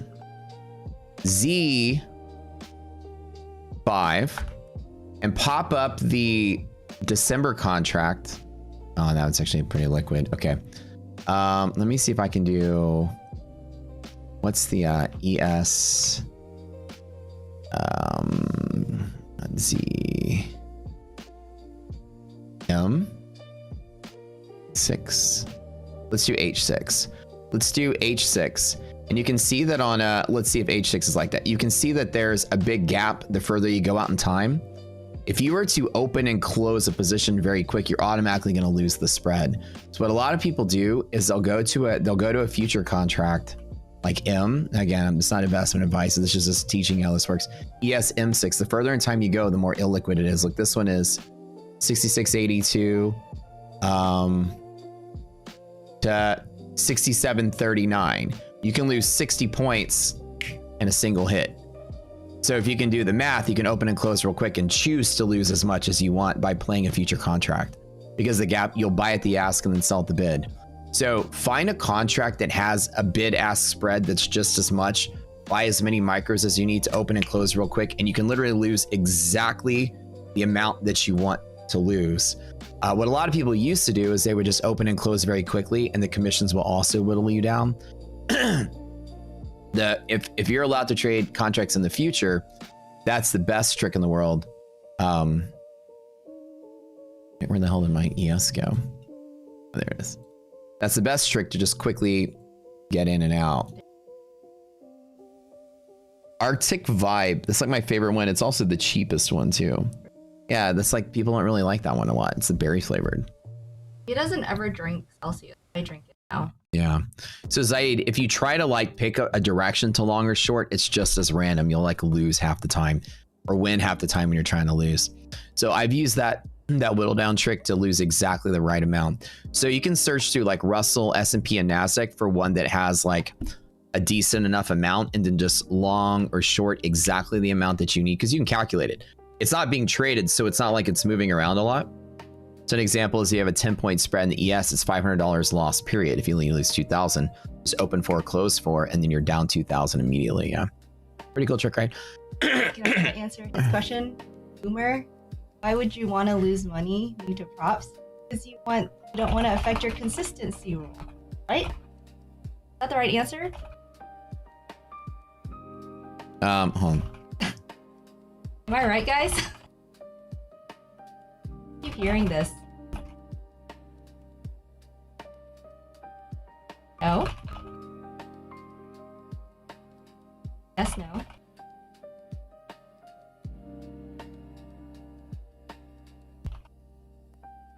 Okay, what was the question again? I answered it, and they said I was right. Boomer, then... Zaid, you're so funny. He's like, yo, it's working. I'm losing money hella quick. Like, why would Hey, man, anything I can do to help, right? It's funny. Chat's more proud of me. Most of my joke is if you want to lose money, just go watch somebody else stream. I can always throw somebody's name in there just to be funny. I wish Tyler was here. I can say, just go watch Tyler trade. He's actually out there doing his own thing. Did you see Tyler's post today? It was really funny. Hold on, let me show you. Hold on. Look what I posted. What are you doing? Yeah. do. That's funny. I woke up to that. I was like, what the heck? What's this guy doing? do. Cause I need you. Do. I miss you. Is that how it goes? How does it go? And now I wonder. Yeah. I could Fall into the sky. Is that right? yeah. Okay. Wait, is he right? I don't know. It sounded right. All right, breakout incoming. Be kind of nice. Be kind of nice for the trade. The Nasdaq ones are doing a little bit pretty good. So I grabbed the Nasdaq dip earlier here today, so it's pretty nice. But I'm glad I can help you lose money. That makes me happy. We went from 120% to 50% consistency. Thanks. Was stressing for 30 minutes trying to lose money and making money the entire time. That's so funny, Zaid. Yeah, this is what I tell people. I actually made a reel the other day that was like, you can't actually try to lose if you want to. If you want to try to lose trades on purpose, that means you have control over losing. So if you can lose on purpose, then you can easily win on purpose. Just do the opposite. So it's hard to try to lose on purpose, but so there's tricks. The commission trick or the future contracts. If certain firms don't let you use future contracts, like in the forward contracts, then all you do is open and close very quick. And then the commission plus the spread will slowly whittle you down. But a lot of times they might have rules against that too, but like micro scalping rules. Is that a So consistency is when you make too much money. Okay, consistency is a rule that keeps you from making all your profit in a single go. The example is if a firm says 50% consistency. What that means is no single trade can be more than 50% of your total that you've made. So if I made $10,000, then it can't be where one of the trades was 7 and one was 3, because one of them is greater than half. 50%, you just take your total you've made times your consistency, and all of your trades have to be smaller than that amount. It makes you go there in a progressive sense instead of just betting it all in one day. The prop firms keep you from doing this so that you don't spend $100 on a prop firm long with everything and then make 50K in like a minute. They don't let you make all your profit target in a single trade. Or else you'd gamble your way to But victory. 10K, like if you made 10K in like 7 days or 14-day period. No, don't think of days. Think of the maximum that you can make per trade.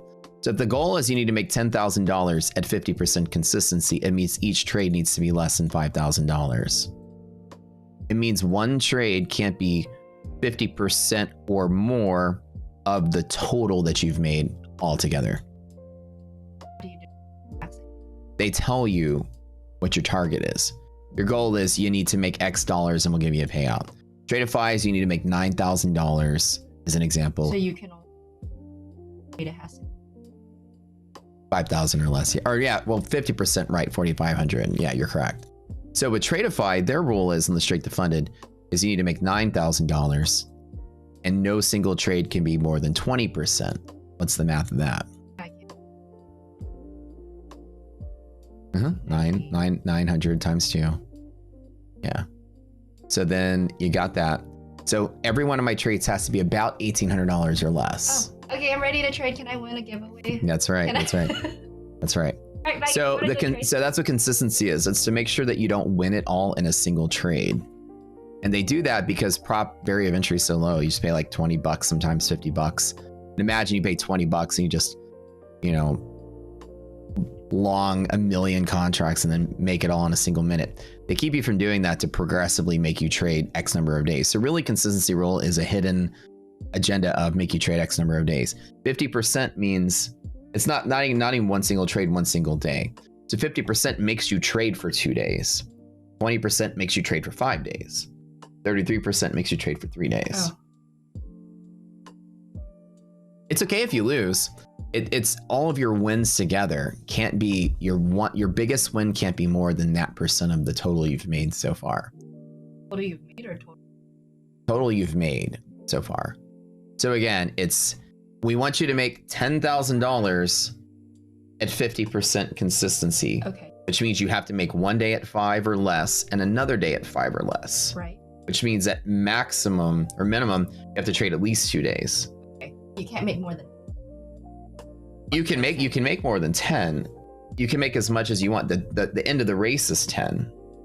So the idea is if they want you to make $10,000, as soon as you pass the finish line, you can get a payout. Oh. But it doesn't matter what you make. But the total that you've made, the biggest trade can't be more than half of the total. It means you can't make it all in a single trade. So the idea is that consistency rule makes you trade multiple days to a profit consistently. That way you don't gamble on the news and just make it all in a single go. Or the prop firm's gonna go bankrupt. She listens to the stream. That's right. And it's like every day you trade is a coin flip that you lose. Oh. Hello? What's up, Derek? How's it going?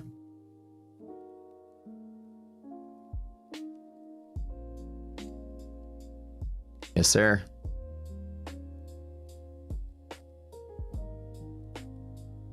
All right, we'll see you in 30 minutes. All right. Okay, bye. And cable, right? Things, cable, new cable. Hold on. You should have said that while I was on the phone. What? Oh my God. I literally got off the phone and then you say that. You're telling me, so I'll call him back. I thought he was just confirming that he's gonna bring the cable. It's such a goofball. Let me call him back and ask him. You literally waited for me to get off the phone to ask. Hey, we also ordered a cable. Do you guys have that? You need to get with Matt. We bought like a $400 cable that needs to come with that TV to plug it in. There's no cable.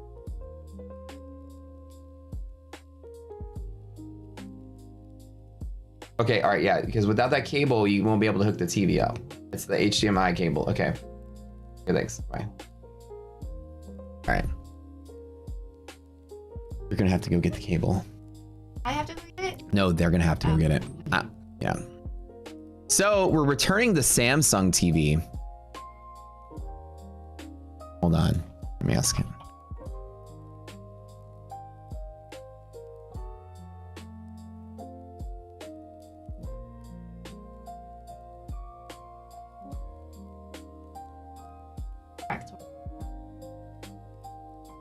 All right, we'll do a giveaway in a little bit. I'm asking ETF if they can throw us something to go with it. This market's barely moving today. Come on, let's move, market. Well, if you get an expensive TV that's mounted, it's kind of a very expensive sound system. You need an HDMI cable. $400 cable. You're getting ripped off. $4. Well, it's also the length. You need it really long without compromising the quality.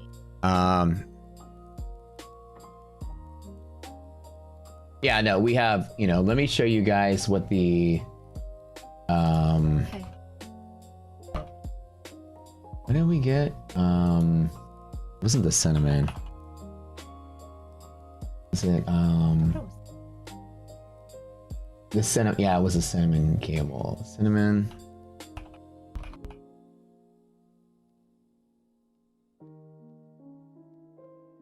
It's this guy right here. This bad boy. It's really that much, but we got ours is longer as well. Yeah, let's see. It's not even the highest end cable. It's like the second highest end cable. Yeah, dude, it's like crazy. They're not just like your standard Amazon level HDMI cables. They're like 8K rated, gold plated, you know, expensive for the sake of when you buy expensive stereo equipment, they're just going to make them expensive. $400 for just the cable. Yeah. The problem, Emma, with that TV is that it doesn't have the ability to handshake with the switch system, so it would glitch out every time for both TVs, both Samsung, same model that we glitched out. You connect it to the switch and was it receive cable, it'll just cause issues. Yeah, the TV has the CEC thing, which communicates to your devices. They had this technology where HDMI will talk to your devices. It sends audio back and forth. It allows you to use your TV remote to control all kind of things that are connected through that channel. And also, like if you turn your PlayStation on, it'll send a signal to turn your TV on. It was designed for that, but it's absolute dog shit. It doesn't work. And so Samsung, since they started manufacturing their TVs in China, quality control went absolute like crap. You know, the manufacturing is just the QC is just bad. So we get hello?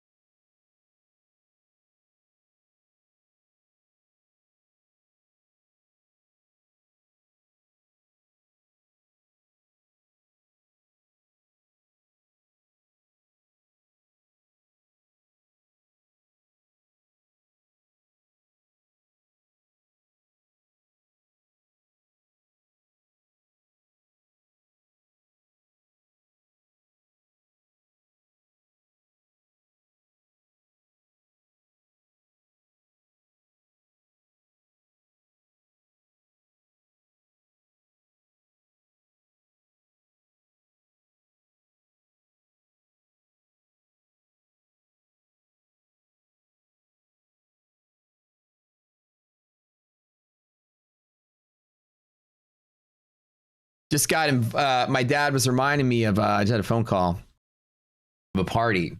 You know, my dad's side of the family are like they live in like the country of Texas. I'm talking like a town of 400 people, sort of thing.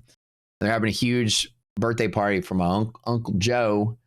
And so my dad was like, maybe I'll send you the flyer. I was like, we can just show up to the town. It's a town of 400 people. Probably could just show up and knock on the first door we see. And we'll be like, where's the park? Oh, Joe lives down there, you know, like sort of thing. So What kind of food do they serve out in Enterprise? whatever they find in their backyard. Yeah. Mount Enterprise, Texas. I heard hog is good. They have hogs in. I'm sure they got a couple restaurants out there probably, but so this is like my cousins on my dad's side. I mean, K-Spec, you kind of hear different already. My dad's mom's cousins. Not even my dad's. My dad's like second cousins. So my grandma had a dog. I'm your dad. Your dad. My grandma had like 1 million siblings. All like, it's all Cajuns. They're all from Louisiana. They're all from East Texas. That's all where everybody's at. My dad's second cousin. And we always remember because they used to come visit at Christmas. Cousins Jason and Joe Darrell. They would show up. Wait, what? What's his name? Joe Darrell. That's really his name. So Joe Darrell would show up with like a cast, like his arm in a cast, and a wheelchair with a body cast around him with his leg up in a cast. And we're like, what happened? All got trampled by a bull. They used to do amateur bull riding in their backyard, like jackass style with their friends. They used to compete in like the small town country rodeos. Oh, girl. Don't dirt. What? Don't try to church it up, boy. Joe Dirte. No, but seriously though, they're pretty cool. It's a pretty cool family. It's nice family. They live out in the country, and but yeah, they would always show up like beat up and bruised up and in casts and stuff, because they would get they were rodeo bull riders. You heard his country accent time. Okay. It's coming out. All right, so guys, we're gonna do a giveaway today. I have a gift for you. So let's talk about something really quick. So Elite Trader Funding is doing their one-time flash sale today, which is pretty cool. It's all in, half price of $75 with Rocket Scooter code. So it's like $37 all in on a fast track. If you make $500 today only, trading that account today, you will go funded just after making 500. That's it. Nothing else required. So it's like a $37 funded account. Granted, you make $500 in a trade. That's it. To celebrate, they're going to give away 5 static accounts in today's giveaway. Thank you guys for that. Just to celebrate, you guys can check out ETF if you've never checked them out before. Pretty cool firm. Like I said, they've got a static program, which is by far my consideration for a firm being good is that the account makes sense. Static account is one of the easiest accounts, period, to pass because there's no trailing drawdown. End of the day, and trailing drawdowns trail with you. Static is a buffer out the door. They have the best static of all the firms that we work with, hands down. So we're gonna give away 5 of those for you guys to check out. In the meantime, the fast track is very similar to Apex and TPT. So if you guys like those two, it's in the same boat. Trailing drawdown, inexpensive, quick to pass sort of accounts, right? With trailing drawdown, and once you build a buffer, it usually goes away kind of thing. So the ETF fast track, which is what their sale is, all in $37, $500, you go funded. It's pretty dope. It's only one day only. It's called Beat the Beast. It's some challenge they're doing. I think it's kind of fun for prop firms to occasionally do like a challenge. But make sure you use the Rocket Seer code when you pop it in there, because it'll make it half price for you guys. So we'll throw out these guys 50. We'll give away 5 of these today, which is awesome. They donated that to the stream to celebrate this new event they're doing. Really appreciate that. And you guys can check it out for the first time if you've never used them.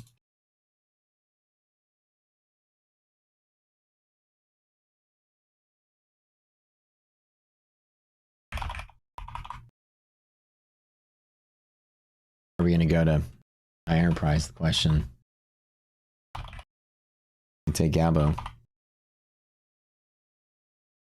Dad's only going for a couple hours. He's going, I'm just going for a couple hours driving home. He's like, you know, your cousins, everyone will be drunk as shit. Sitting there, he's like, I don't drink beer anymore. It's like, I'm going to go up. I'm going to say hi. Then I'm going to come home. I was like, oh, I might hitch a ride with you then. My brother's not coming in town. Yeah, maybe. See if he wants to go. My brother's not coming though. For Saturday. Yeah. So that's a maybe. I thought Adam was coming out, but Adam's not coming anymore. Okay, guys. Okay. Hold on, we get some music going on here. I can sing. What song do you want to sing?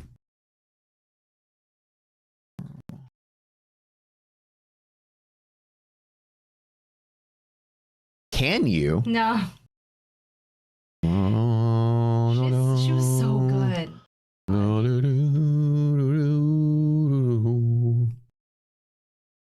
Oh, I guess.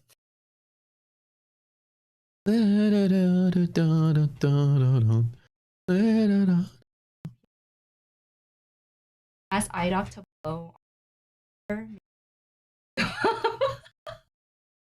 Blow. You heard him. I'll blow it on your hand and then you have to type something.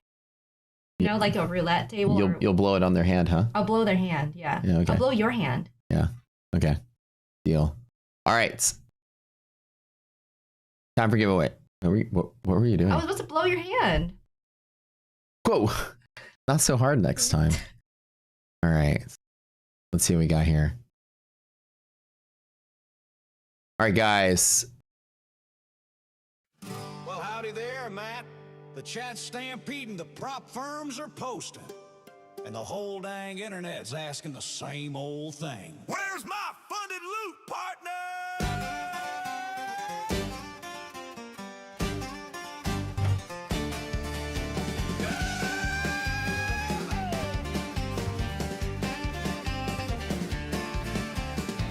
All right, ETF static account giveaway, 5 of them to celebrate today's event. Today's giveaway banana. Giveaway banana. Giveaway banana. Woo.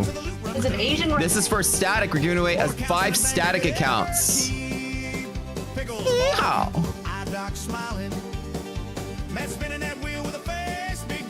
I'm smiling. Alec. That's not the smile I was envisioning. Bash is alive. By the way, Bash works in the meat market at HEB Montrose Market. No way. Yeah. Gotta go. Meet Bash. That used to be our HEB that we go to. Bash give us like the best. That was you, right, Bash? Bash was there. I think it was Bash. Did Bash say something? Yeah. I'll Congrats, Bash. Now give me some good meat.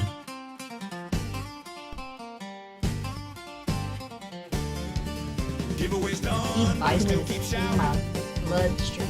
Futures desk like there's no doubting. Matt throws his hat, yells, you dang buffoons. I ain't spinning till I chew my ice cube. Vicky's chips and icy, crunching with flair. It's what a stupid day today. Where's even moving? And Rez is negative again? I'm bored. Lee, congrats. Lee. How do you pronounce the second part? I've always been curious. Bourgoin. Bourgoin? Bourgeois? Bourgoin? Bourgeois? Bourgoin? Can you like type it out phonetically? He probably pronounced it Bourgoin. I said bourgeois. You don't say it French though, he's from Louisiana. Bourgoin? Oh. Do you say oin or do you say Bourgoin? Bourgoin? Is it hard? Gaw or groin? Is it rhyme with groin or rhyme with gnaw? It sounds exactly the same. Groin? Bourgoin? Okay, so it says Bourgoin. Bourgoin. Okay. I'm just throwing my family's accent into it. My family called Bourgoin. You don't French it up in Louisiana. You slur it up. I'm gonna show you my derriere. Bourgoin, winner number 2. Your coward's a French name, you know that, right?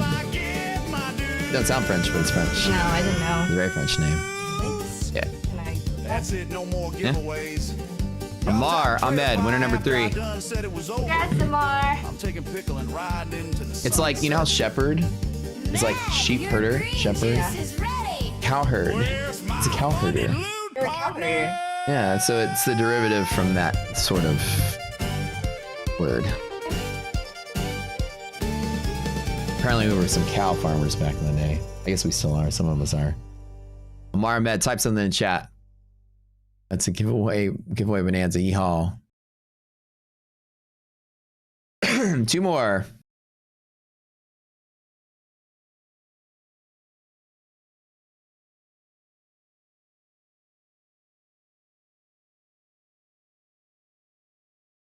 Here's another giveaway song. Wait, YouTube what? I missed something. ETFs like a risk and respect. Tradeify, that's the one to beat. Straight to funded, no eval seat. Funded next, we level up. Futures that's filling everybody's cup. Spin that wheel, let it fly. Name in the box. Sam ready. One of 4 counts, maybe more. Oh, he's not typing what you're waiting for. End of the month, the bonanza blow. All the leftovers, let them go. You don't hold back, now's not his style. Whole chat screaming, we trading wild. Give it up, spin that wheel. Prop firm, drink that traders. Congrats, Sam. The name, let fate decide.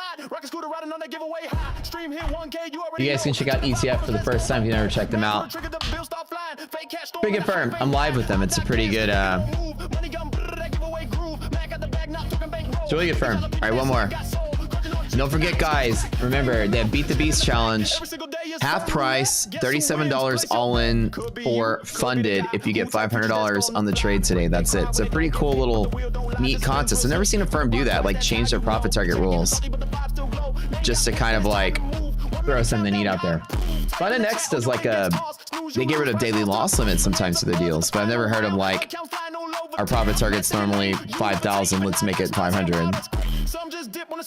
That's pretty cool. Innate.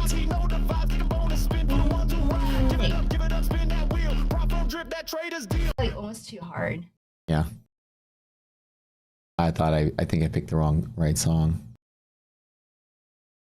I met a girl, her name's Doc. She's got a smile that's quite a shock. You already ready for the party with those sunglasses and that hat. I feel so out of place out there though. Yeah, the beat the beast thing about like once a month or so they do it. Yeah, it's pretty cool.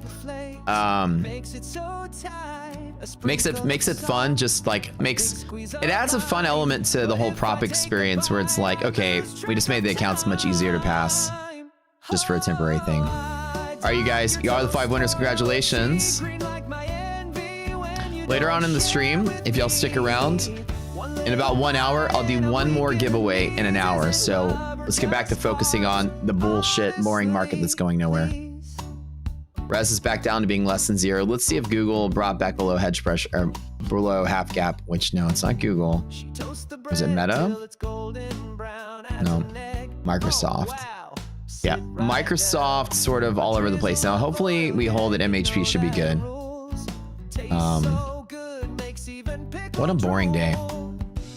I hate when days do this. It almost makes me feel like it wants to like move very quickly. We're not going to get a trend off of this. It's going to get like just a response.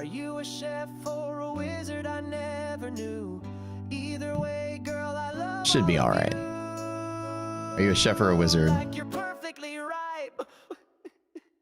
I think people are going to try to fade the news. So because they're going to do that, let's trap some bears.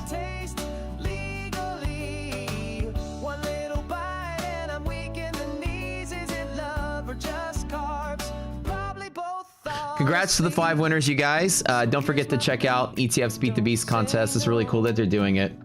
Doctor, just feed me that toast. Well, I'm starting to spike. Yeah, we had a little bit of pullback on Microsoft today. Like I said, I just planted a contract and I'm holding on to it, at least for the run. Nasdaq is actually doing slightly better than the S&P. Nasdaq is kind of holding its own after the rotation out of tech ended. Nasdaq was the one that's moving. S&P is the one that's kind of boring. I did grab the entries down in here, which is good. Let's see if Nasdaq keeps going though. Wee woo.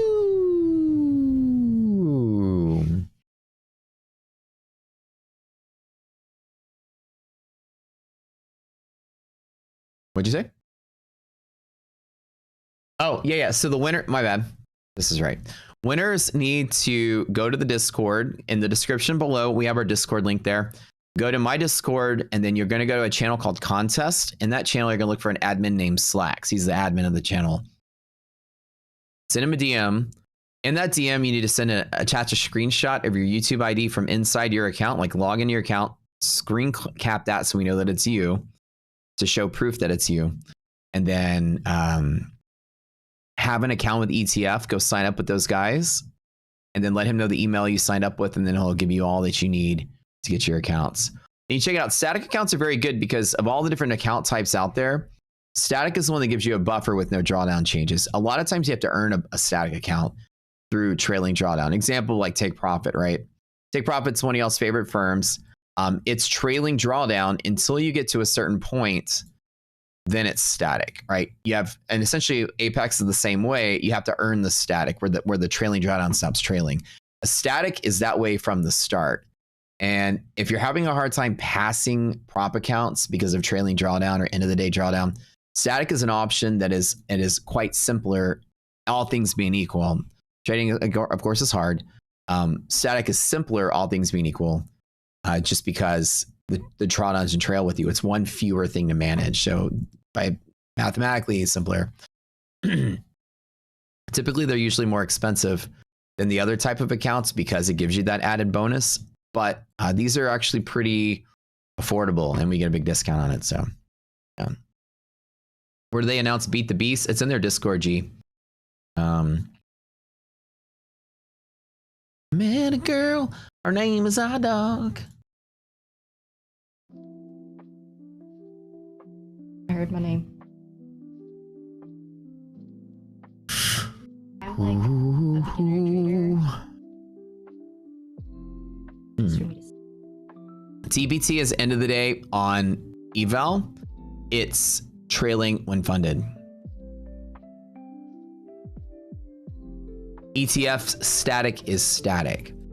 ETF has one of each type of account though. That's what makes them a little different. They don't just have like one style.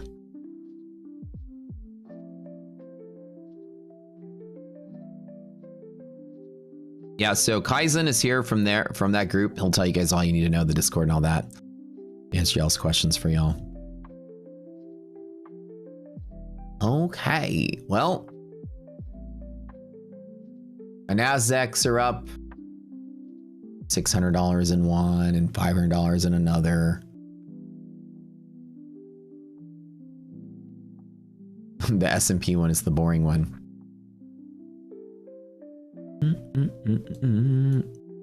Buy the dip, gonna be bullish. Let's hold out through. We have tail end of the European markets.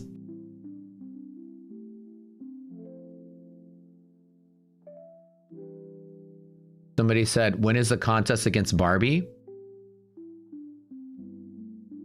Good question. I thought it was supposed to be today. I don't have any messages about it. Well, actually, let me double check. When is... Good question.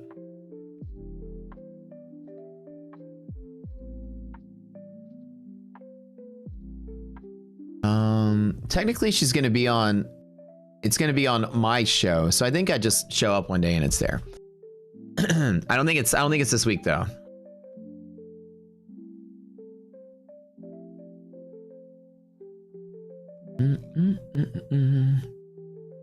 I need to get they haven't even issued my account yet for it.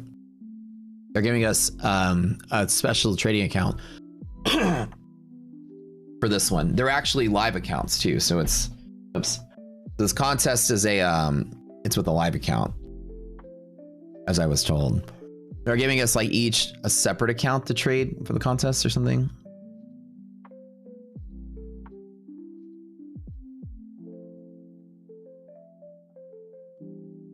Wait, Brian says he doesn't like who anymore, Sahil?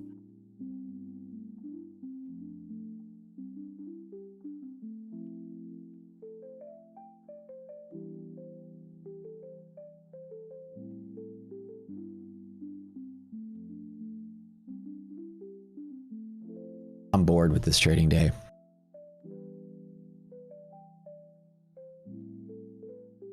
The Beat the Beast challenges is how you got all your ETF accounts. So with you guys, like it's always important, especially like if I was in the boat of shopping around for prop firms, to like watch all of them at the same time and then find whichever ones have killer sales. And then that's what usually would cause me to pull the trigger on some of them. Same thing, like when Fund and X has its killer sale, I load up. Beat the Beast if you're doing ETF. Yeah, it's like every once in a while, if you could time when all the sales happen and pay attention to it, you can usually get some really good deals because they're like, it's just you have to pay attention because you might not always hear about all of them.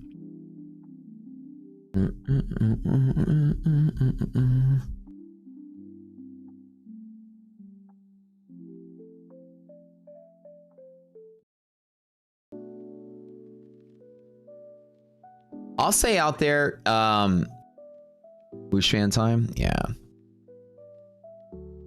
This market being stupid. Can we get that nice little... We're gonna fill the gap today. Like I said, I'm just hanging on to a runner. Let it ride.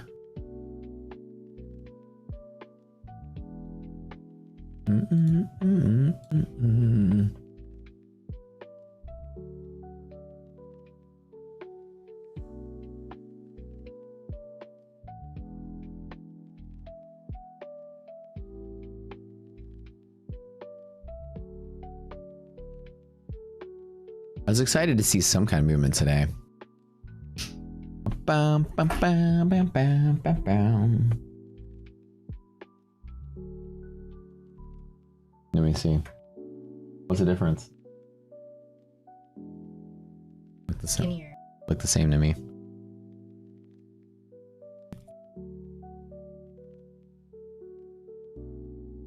How many ETF can you do for that 500 challenge? You can get up to five coupon uses or 5 accounts for the challenge. I think is what they said. 5. Maybe Kaiser can answer that. How it works, like how you get 5. Any experience with Lilu? I've never used Lilu LF. Never used them. 5 accounts pass. Oh, okay, so you get 5 pass. That makes a lot of sense.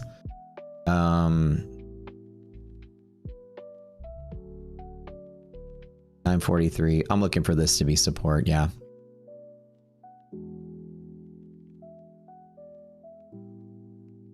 The obvious thing would be for people to fade the news out. But I'm still bullish for the day.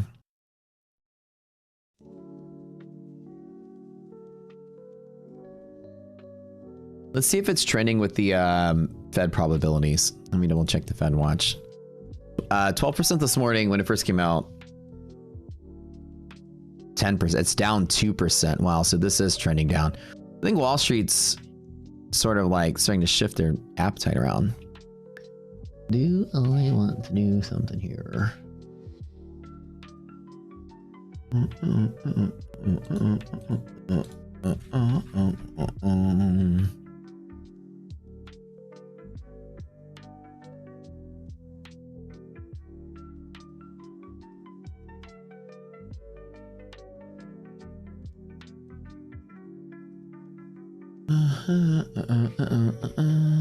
Just me filling the gap. I'm gonna wait for that really quick. I'm a weird looking trading day today.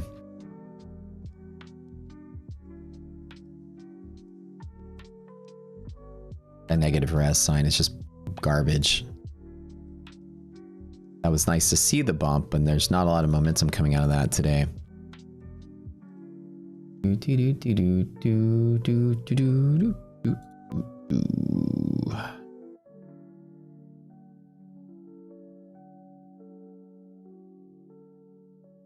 I bet as we hold half cap all day. That is my bet. It was so exciting to see the market like trying to move, and now the sentiment's sort of shifting down. I wonder if free CPI selling maybe. See if the VIX is kind of tailing up a little tiny bit here. A little tiny bit. VIX is starting to move. It'd be so weird if the script flipped a second time.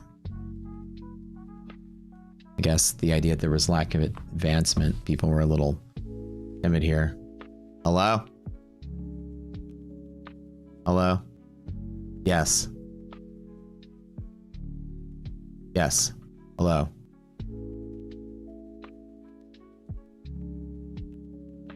Hello.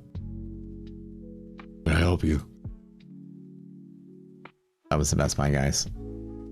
All right.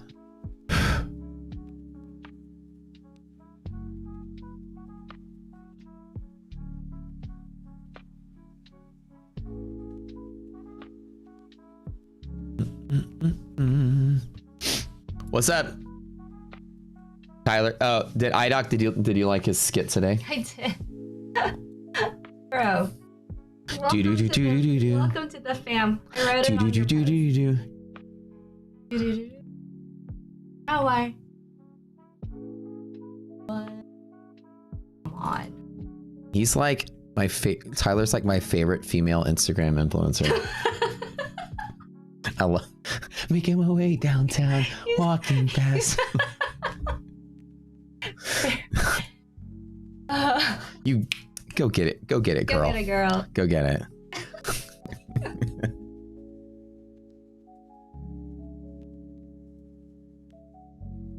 I woke up to that, bro. I was like, what is like, what the hell?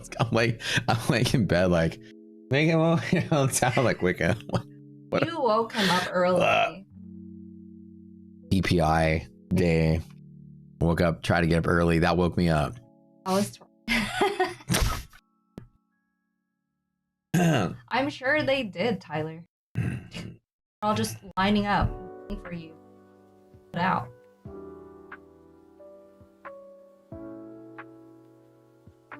We even put you on blast earlier. We all watched it on this show. Yeah. We got you some followers out of that.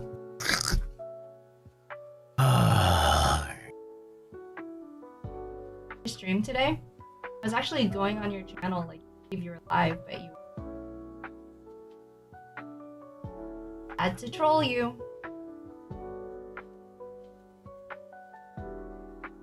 Ah.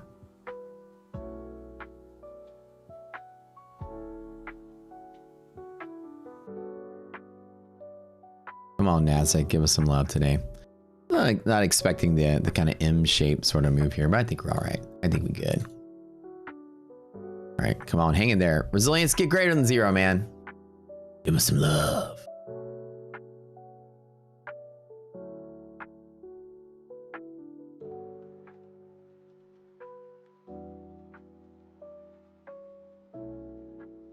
Making my way down. No, doesn't get you. Tyler, you literally brought that song back to life. Dead for years. All right. I think the obvious thing is that people are going to like, let's fade the news, but we are seeing the Fed probabilities decline. So it went from 12 to 10. Fed watch. It's my favorite movie. That's a big deal. Wow. 12 to 8. Like, what's going on? Are we, the bets are like shifting right now. It's is somebody talking, right? What's going on here? Like Trump saying something? Like, what's going on here? The probabilities are absolutely sinking right now. The bets are shifting the other direction of not 50 basis point cut. I think this is where some of that selling pressure is coming from.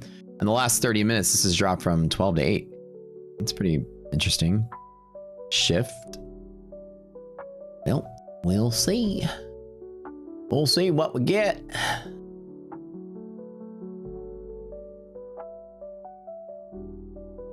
Let's get that bounce though. Let's bounce from here. Let's see it. Where's my trolling tool? Oh, there you are.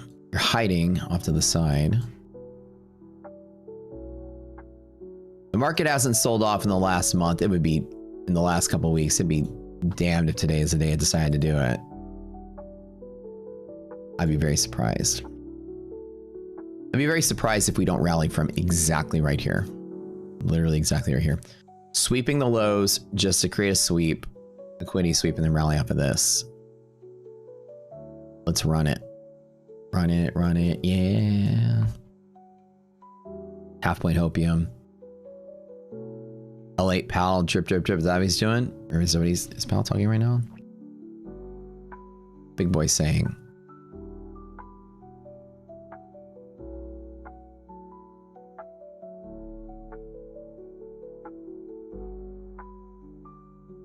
Yeah, gap up into a gap fill isn't a sell-off, I agree. But it's interesting seeing the probability shifting off the 50 basis point. Is pal too, oh, he said too late pal. Oh, too late pal. I think he said L8. That 10%. Okay, so this is just noise and shifting around, so it should be all right. I thought something's actually happening there. All right, market. Give us some love today.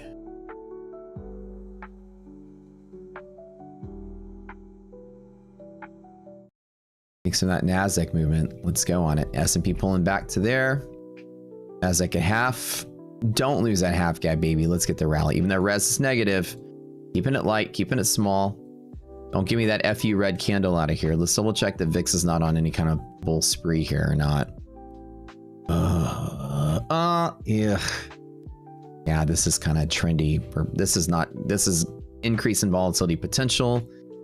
Possibly so. But let's hold the fort. Let's get that plunge protection team bottom in here. W shapes. Say your prayers to the PPT. My breakfast today. I have a cold hamburger. It's been sitting here for 3 hours. No longer cold.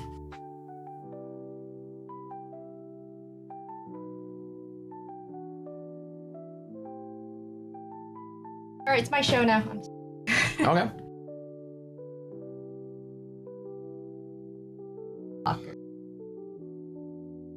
Dude, I remember those commercials.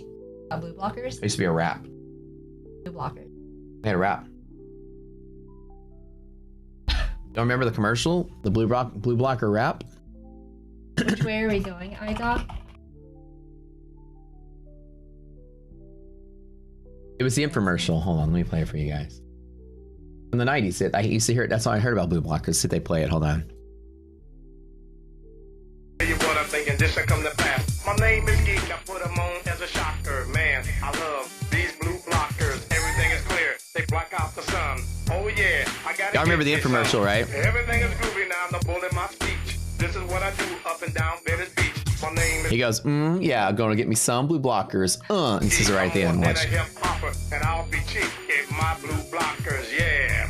Now what I mean, yeah, these sunglasses are really, really keen. So there you have it out there in TV land. Get you some glasses that's sweeping the land. Remember what I said, but no, I'm a hip hop. Oh yeah.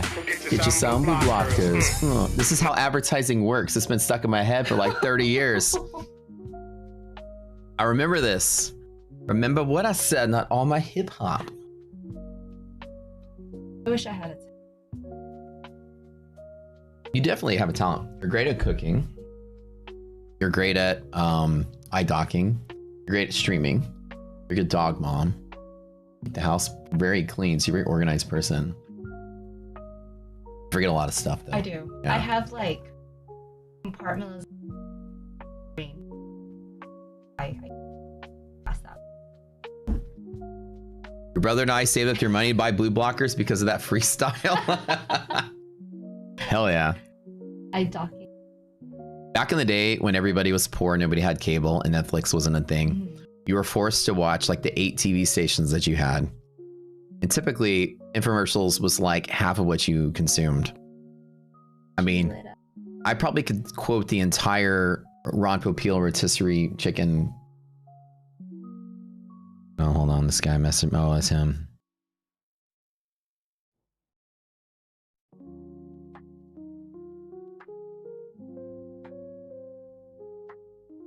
Of course I lit up. I'm always happy when I can. The knife selling guys? Okay. I'm gonna really call myself out here, but I fell for that pyramid as an employee of one of those knife companies as a teenager. teenager, poor, didn't have money, living under a parent's roof, you know, you just kind of want to get any job. And I literally fell for it.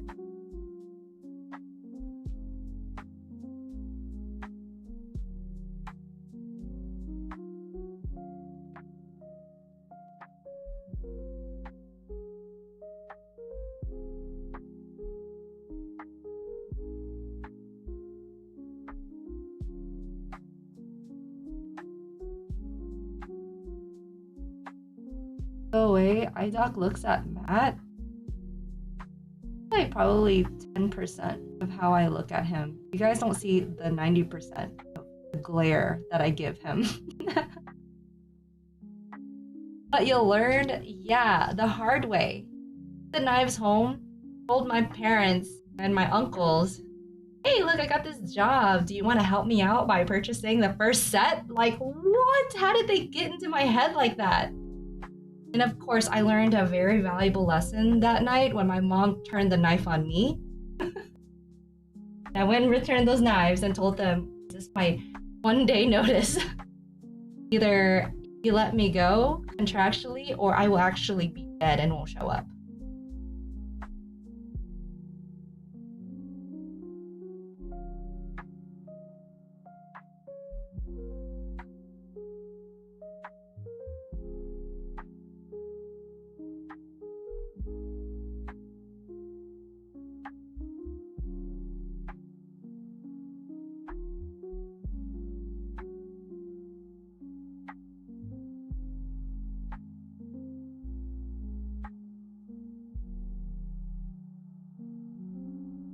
A retired doctor.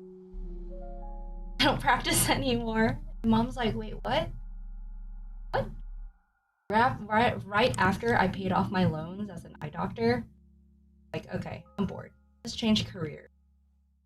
Go do something different, similar practice, would make more money. And then I did that. And then now I'm like, okay, now I'm bored of that. Let's open a business. My mom is always so confused what's going on in here, but I'm just restless.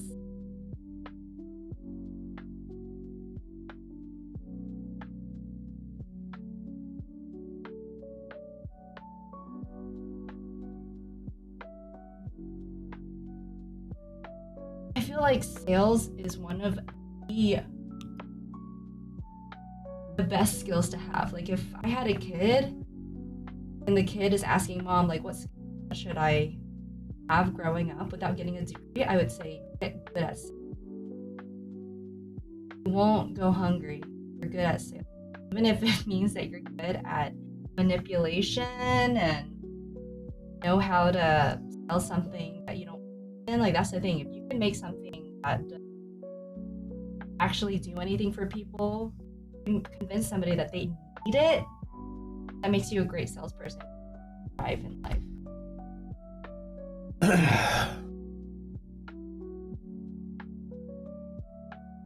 Now I'm a Virgo.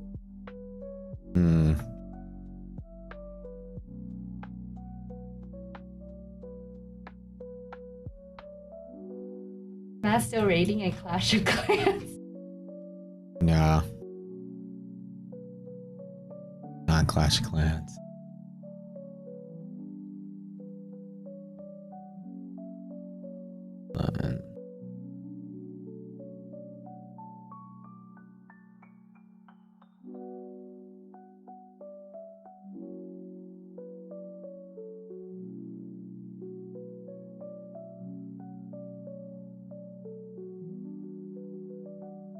All right, we got to do 4 bootcamp giveaways. I forgot to do that. If you have not taken our bootcamp yet, type in free class. What? Apex accounts. Oh, price action. Free class. If you've never taken the bootcamp, type free class. If you've never taken the bootcamp, remember, don't enter if you don't qualify. Slacks will disqualify you forever from giveaways if you don't follow the directions. Somebody got banned yesterday for being caught using multiple accounts. So by the way, we caught somebody using multiple accounts. Not only did we get them banned from our giveaways, we got them banned from 5 prop firms, by the way. They can never trade with prop firms again with their social security number. If you try to cheat our system, we'll actually get you banned from the prop firms forever. So yeah, we fucked him up pretty bad because he tried to game our system with multiple accounts. Can't tell you how we catch him. Well, we catch him. We waited for him to do it again. And we got him. Anyways. Each one of our prop firm partners are very much into you not cheating them out of money as well. So 100% all of them are on board with that. If we catch a cheater trying to game our system, For the rest of you guys. yeah, they don't want a cheater as part of their system either. It's a very obvious trade-off. They're like, yeah, thank you for removing a cheater from our system. We'd have to deal with that. You try to scam us, so Slack's banned his ass. And then that way he won one of the TPT accounts yesterday. So it means we got one of them back to give away today.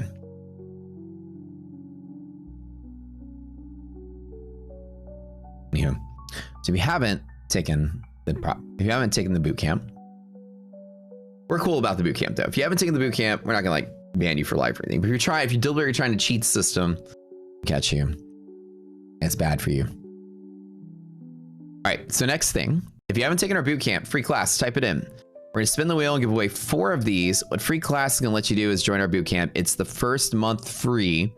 So the first month is free. Every month after is $20. The boot camp is 17 sessions long. So usually we finish it within the month. Damn, Reese, we're gonna give away 8 more. Let's do 8. Thank you, bud. Reskin payout every week. Decided to pass the love forward. Our man, thank you. It's very generous of you. Buying boot camps for you guys who haven't even taken the class yet. The members here are buying it for each other. Last boot camp, we had 234 seats given away. It was incredible. This time, it doesn't even start for a month. We've already had 44 being given away. So people get to basically take our course series for free. Month 2 is $20 if you want to stay with it. And every 2 months, we start the boot camp over and keep doing it. It's different every time. Master Well, bro, you won yesterday. I know, man.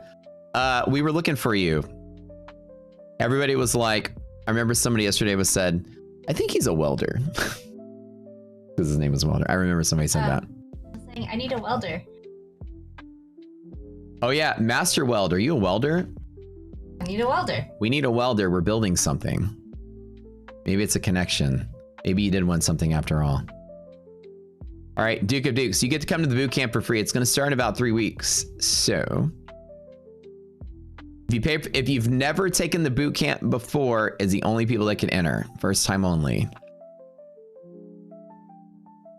All right. Do we need the welder to be in the Texas area? Does it matter?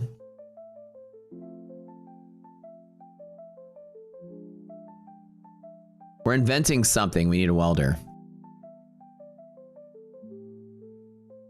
Who wants to help us invent something? It's our next business venture. We can't tell you what it is, a secret. Darbs, winner number 2.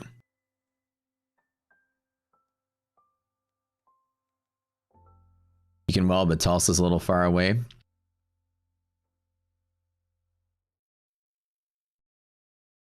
Huh? Wait, huh? Is Are you going to have to pay tariff tax and import it in? I don't know. How is steel tax? A steel tax with tariffs? Is it cheaper to? Well, no. Somebody's going to be. I think they're. Do we have American steel manufacturing? Edward, winner number 3. Let's go.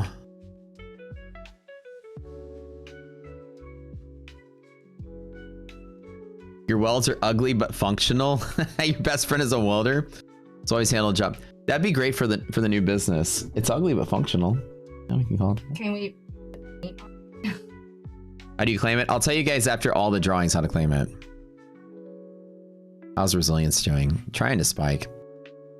It ain't moving. Cena. Aklotso?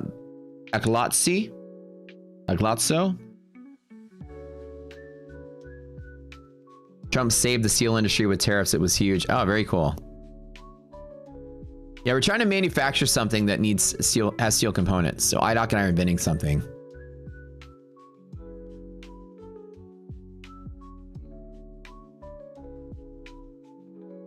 steel eyeballs.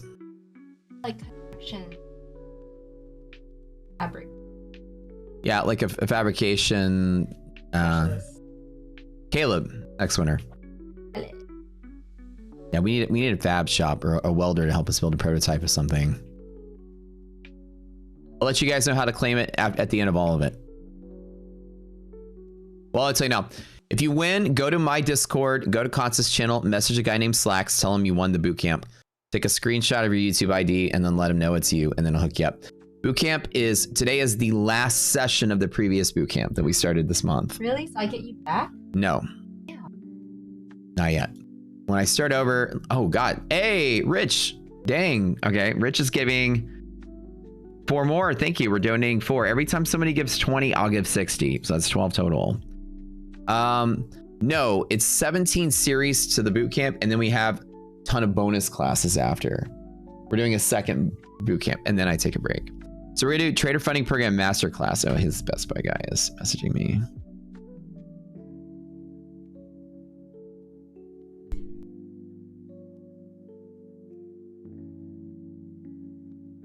Get the receipt, the cable.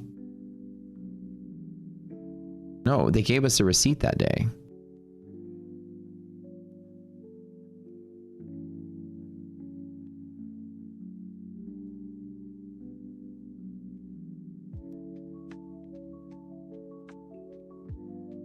Yeah.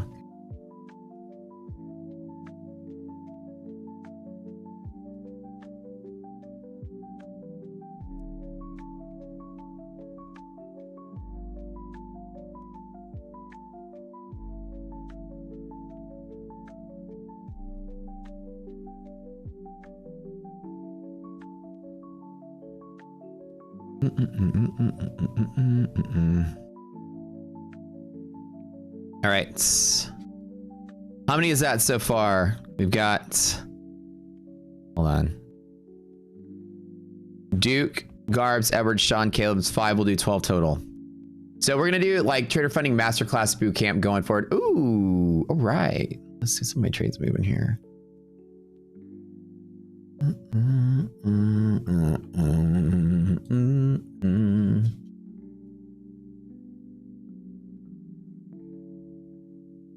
I want to say move it, move it. Pop and drop. Do I have a stop loss or a manual exit? I do have a stop loss. If we start breaking through the lows, about 23,900, I'll pull the plug on NASDAQ. Similarly from here, which is about maybe 10 points to S&P 65.35, I'll probably pull the plug as well. Why can't you add debit card to Trade Evade? That I don't know. Can we get a whoosh fan? Oh yeah, do we need a whoosh fan or do we need a froosh fan? Do we need some froosh here or just some whoosh? Free class, 1 word LF. I type in 1 word.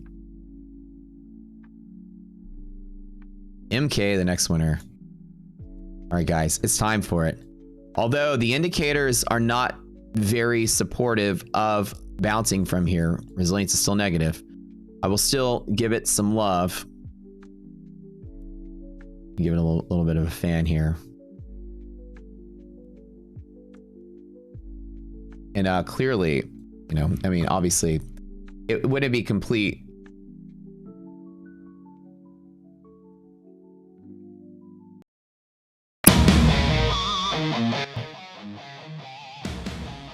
MK, next winner. When we restart the bootcamp, you guys are more than welcome to join, or you can join now and catch the Trader Funding Program Masterclass, which we're starting really soon. Today's class 17, which is the final class of the Rocket Scooter Bootcamp, and then we have weeks of planned. We take a little break after 17, which will be this week, and then starting next week we'll do the bonus classes.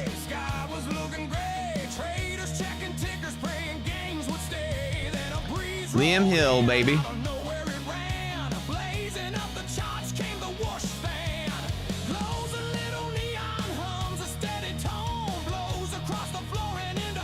It's missing its $400 HDMI cable. That's true. Let's see if that cable does very well. It's HDMI.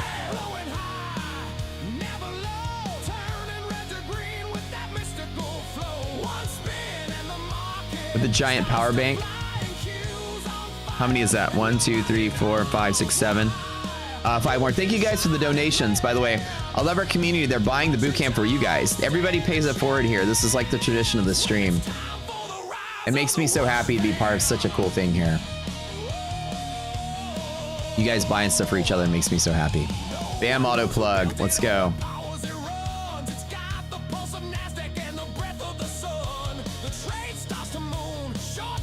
It's a 4K fan, baby. This fan is blowing air in 8K. 8K resolution. What,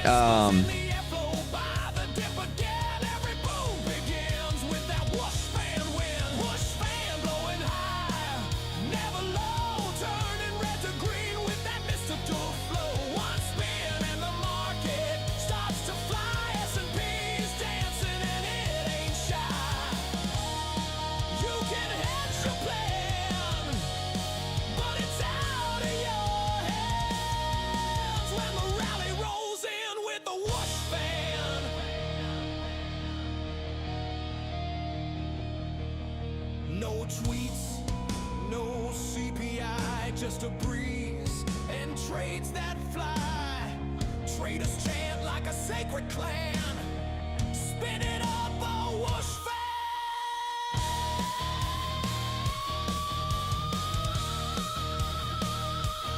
It's the Legend of Mib. Let's get it in here.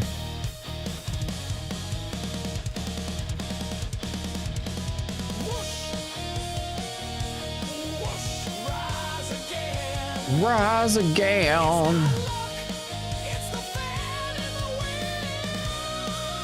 Ow. Pretty sharp, just got me.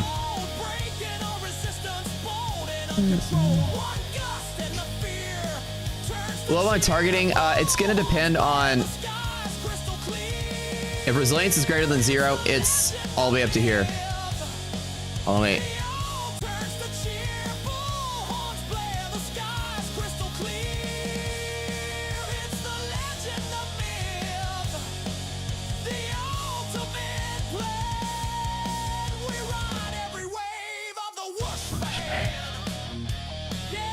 It's the Legend of Milb.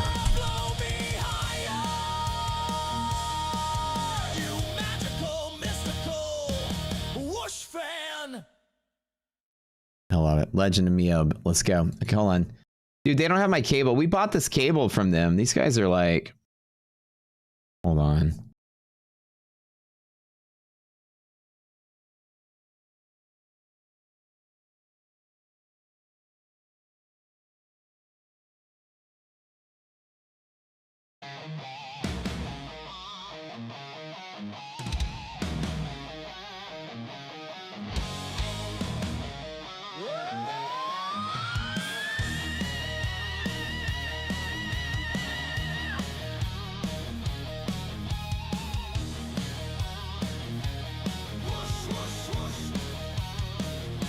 It started with a solid play. Sky was looking gray. Traders checking tickers, praying games would stay.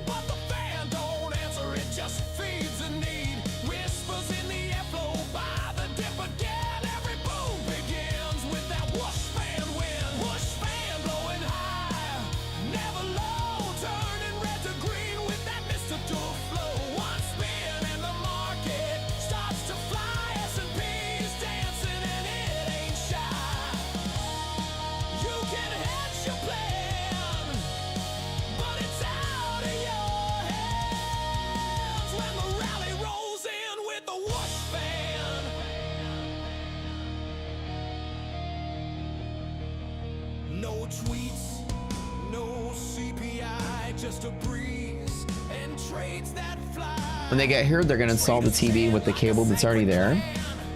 Spin it up, oh, whoosh,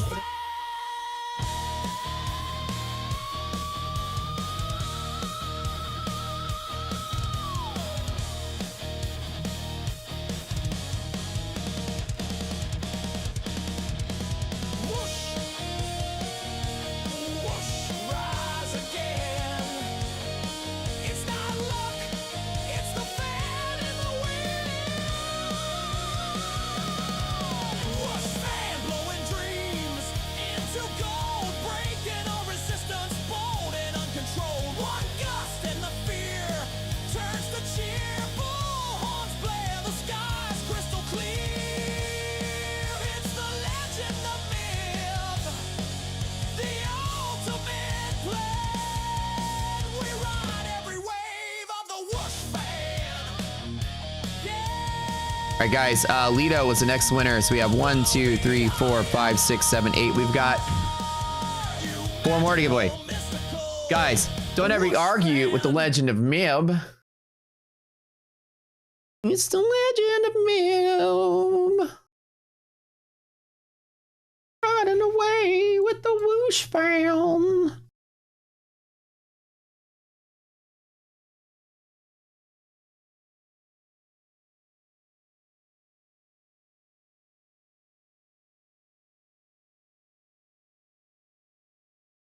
You can hedge your plan.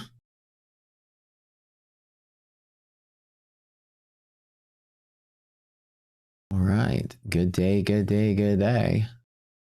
All right, all right. Oh, let me trim some of this down. Love it. Don't, all right, man. Legend of Mib. Legend of Mib. Let's go. Hold on. Let me trim this. All right. Let me take some profit there. I'm kind of sort of like, is res greater than 0? Res is greater than 0. Should be all right. Whoosh, whoosh, whoosh. Gap fill at least at the legend spot. Wow.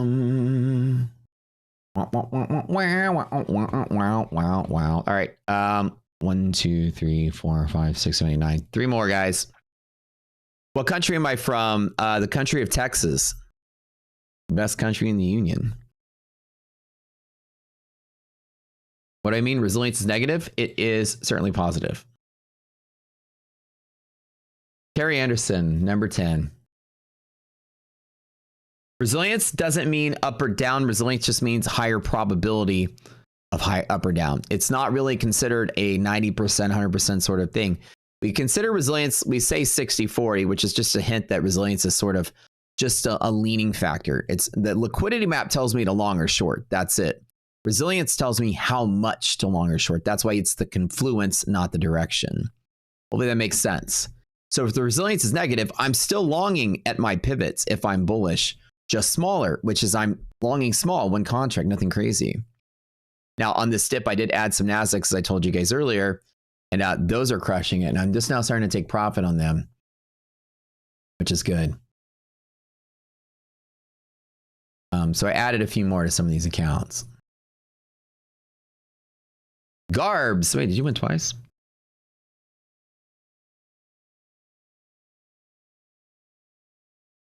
So Mark, I'm not the kind of person that moves a stop to break even. I have a philosophy called all or nothing. I either get my full planned reward or my full planned risk. I never take partial profits because that robs me. I swear I saw it. Maybe. Okay, well, hold on. Let's double check. 2, 3. Okay, 12 more. He doesn't count for a second time. 2 more, 2 more, 2 more. So, Is Muhammad.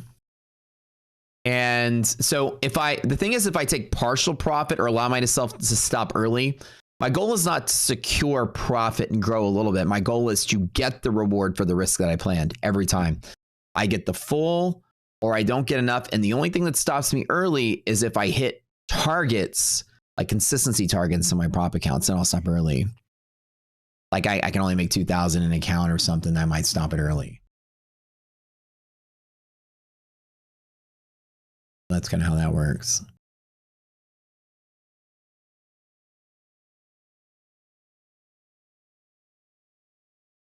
Yeah, so my style of trading is different, I would say, than what's traditionally taught. But if I'm going to take 2 reward for every 1 risk, and I only stop out at 1 reward for 1 risk, I'm robbing the potential of my win rate. The potential of my win rate says I should win 7 or 8 out of 10 of my trades. My win rate's about 72% as of this year. So I'll win 7 out of 10 trades. So to make sure I'm profiting in the long haul, I must get the full reward for the full risk. At least 1-to-1, 1.5-to-1 is ideal or greater. 1-to-1 is still perfect too, because I win 70% of my trades. So I'll take a 1-to-1 as well, right? So for me, I can't stop early or else I'm under 1-to-1. And therefore, over time, I won't profit even though I win trades. So if I don't let myself get the full reward, I'm robbing myself of potential. So hopefully that makes sense to you guys. It doesn't mean you don't do it. Don't listen to me and copy me. And my style is my style because I have an edge in the market allows me to make that decision. So my actual strategy actually beats the market more often than it doesn't. Very rare for somebody to have an actual strategy that beats the market. Mostly it's their performance as a trader that beats the market. So my strategy actually has a high probability. Therefore, I can lean on to smaller rewarded risk trades. If you can't beat the market with your strategy, you have to go for like bigger reward to risk, 3-to-1s and 2-to-1s. You have to win big and lose small. I can actually make a living on 1-to-1 trades because most of them win. And the difference is if you have a gimmick or something that beats the market, exploit it to its fullest. So I have to get the full reward to the full risk. In this particular case, the full reward would be to fill the gap fully. So 32 to 98 is a 66-point run on a 40-point stop. From here, it is a 1.5-to-1 trade. Right now, it's roughly almost at 1-to-1 because it's almost up 40 for the 40 I'm down. 40 I could be down. Have to let it go the whole way. All right, 2 more winners. That's it. This is not financial advice. Correct. Yeah. What I do is what I do. For you guys, if you're just learning to trade, what I feel like most people do is the minute they're making money, they try to secure it. But when they're losing money, they let themselves lose so much. That's most people. You let yourself blow up, but then you'll cut your winners short because you're scared to lose it. It's a psychology thing.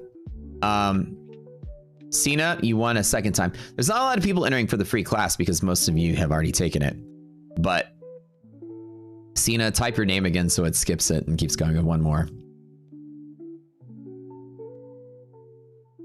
Isn't your R2R part of your strategy?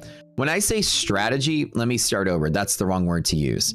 My entry strategy and exit strategy, not my overall trading strategy. The overall trading strategy includes risk to reward as part of it, yeah. All right, last person. There's one more. Remember, those of you that won, y'all need to contact Slacks in the Discord. Holler at him.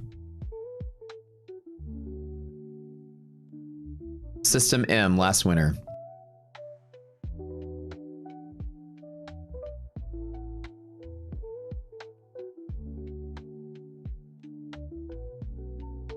Resilience is good. So that's actually good for some support in here.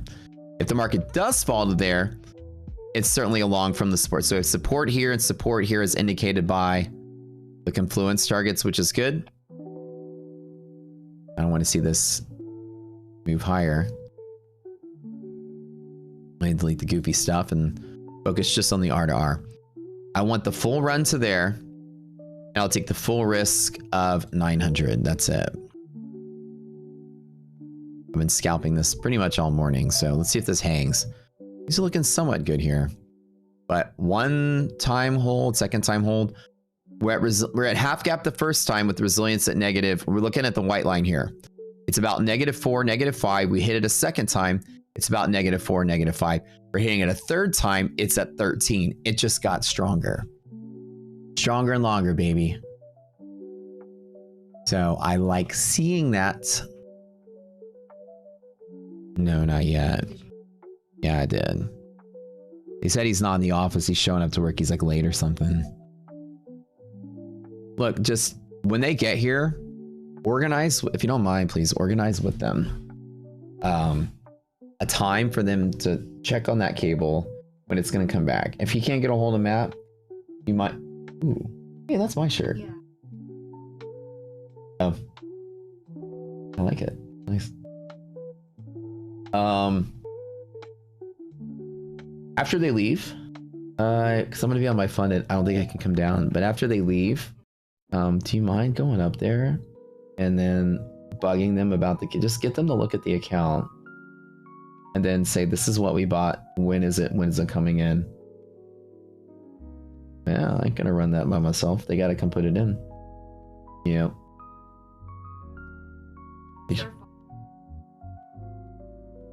Yeah. Make sure they bring also the new remote if you can. Please, please, please. Akadaka. Okay. All right, so the 12 winners, congratulations on starting your journey learning our trading method. For the first month, it's free, so you can come to every bootcamp class.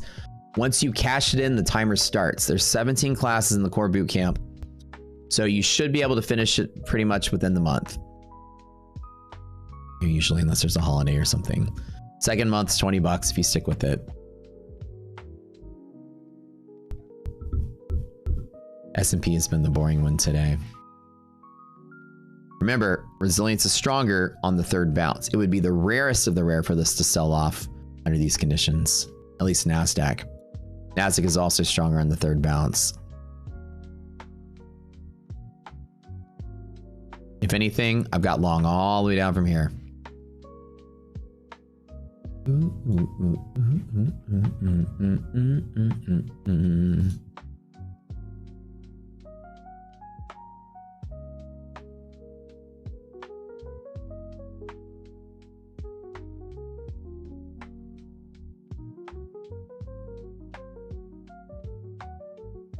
Oh, hey, so Jason, what we've done here, we're the creators of the Rocket Scooter trading platform, which is a gamma exposure tool set and other types of kind of clever tools that we use based on market arbitrage. So an extremely rare combination of tools. We're also one of the pioneers in the gamma exposure field, where we actually find high volume pivots utilizing market maker options. And we can actually identify those pretty accurately with our tool set.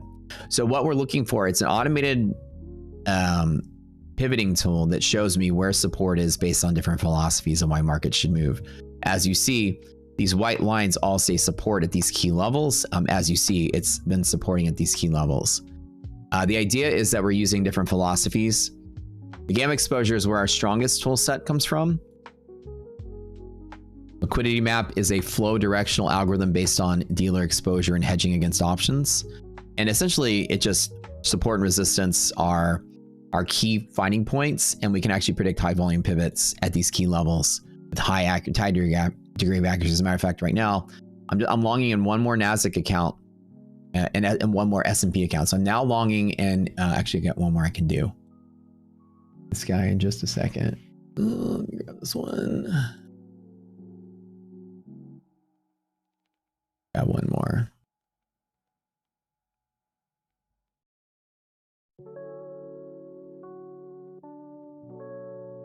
The idea is I am trying to find high volume pivots before they happen based on different cool things. We're mathematicians and we calculate a whole different layer of stuff that most people have never really kind of touched yet. And the idea is that with razor sharp pivots that can predict volume every time, 100% of the time, our pivots are predicted volume.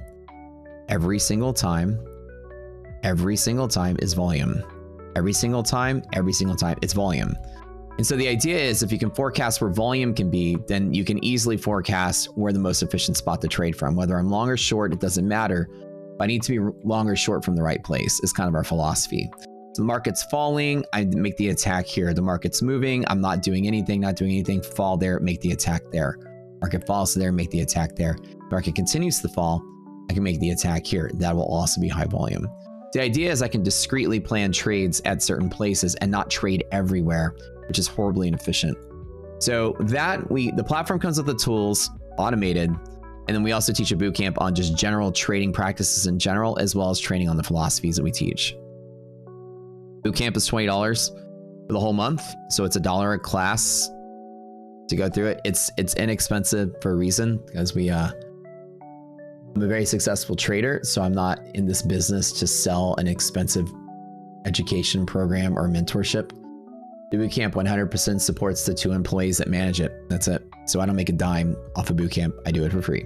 If you're a member of the platform or a user of the platform, bootcamp is also 100% free for you as well. Or if you're a lifetime member, it's free always. So that's it. We have the platform and the bootcamp. That's what we do. We have a huge Discord. We're probably one of the biggest, if not the biggest paid futures.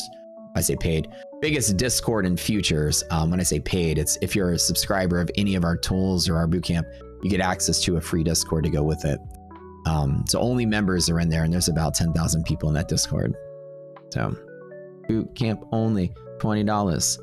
Free class. You need to go to Discord, you need to go to the contest channel, and you need to locate Slacks. He'll tell you everything you need to know. Once you cash in that boot camp, the timer starts. Your first month is free. The new boot camp starts maybe the first week of October. The current boot camp ends today, and there's bonus classes for those who stick around. We're doing another series of just trader funding program masterclass classes to go with it.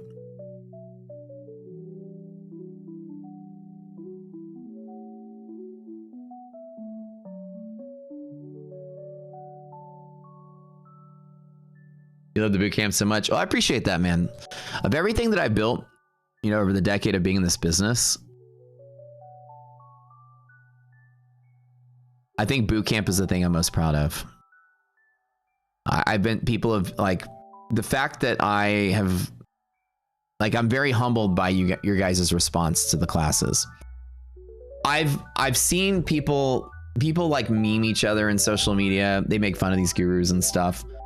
Somebody sent me a video one time and check out this joker, right? Some goofy guru on stream. There was 60 people watching this person. So somebody extremely small yelling and screaming at these people about how their system is the best. They're the hidden gem of Wall Street. How come nobody knows it? How come nobody knows we're so good? How are you guys not promoting our stuff?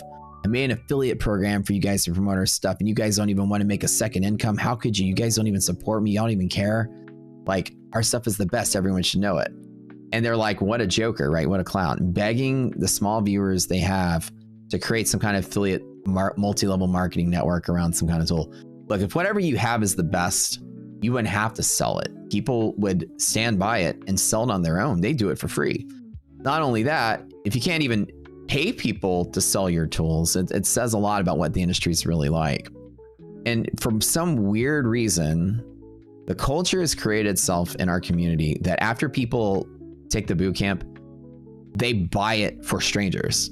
It has been a tradition here since we started it, and I never asked anyone to do anything. And it turned into this giveaway spree where today we gave away 12 free seats purchased by other people that took it. This is what makes me so proud in a world where people are trying to pay people, bribe people to validate something that's absolute dog shit. You're not gonna stand. Reason people in selling your stuff, homeboy, because they ain't making them any money. They're not gonna stand by it and push it because they don't believe in it. So to have somebody believe in something so much that they buy it for a stranger, it's the most amazing feeling I've ever had about something I've ever made in my life. It's like, dude, you gotta go eat at this restaurant. Look, I'll buy your meal. Get the fuck over. That's a 4-star Michelin experience, right? Makes me extremely happy. Yeah, the guy, haha, the person I was talking about, haha, you have to worship me. I'm the best. We're the best. We're like Wall Street's hidden secret. Trust me, if it was great, it would take off, right? So to me, it makes me as a chef or whatever, it's almost brings a tear to my eye to hear people say, this has changed my life. Here, I'm buying it for you, stranger. You need to go there. And it just means a lot. And we made it $20. And I think a lot of people think that's the reason people love it so much, because they're like, why aren't you charging $2,000 for a month-long thing? You can make so much money on it. I'm like, I already make so much money. know, I'm running on year 10 of being rich. It's not, money's never been my motive. What are we doing right now? iDoc and I are inventing something. We need a welder. This is where our life is. You know, it's not my job to make more money. My job is, in my heart, is to do something substantial as a legacy. If I have the world's best day trader training program, then that makes me feel good because I spent a lot of time slaving over the content, making it perfect, the experience to be perfect. And I built the best thing in the world. Okay. It's $1 a class, and then it'll always be $1 a class. So it's always been $1, it'll always be $1. Just show up, throw a buck in the hat, hang out with 2 hours of grinding your brain into learning how to trade for a buck. And the class is just different than the stream. It's like it's designed to teach you how to think, to teach you scenarios, to make you creative as a trader, to teach you how to get ahead of stuff. Hold on, they messaging me real quick.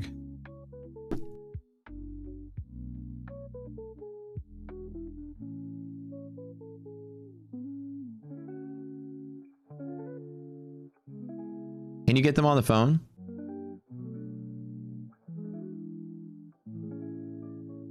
Yeah.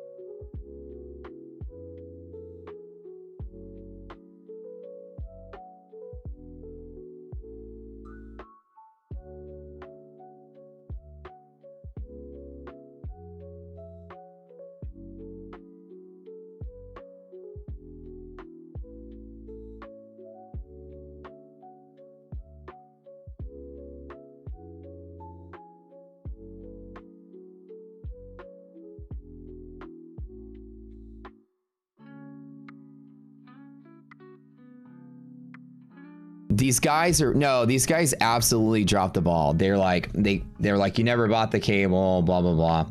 They're like, we're not going to install the TV. Best Buy is just dropping the ball here. I'm like, I got the purchase receipt from what I bought. Let me find it real quick.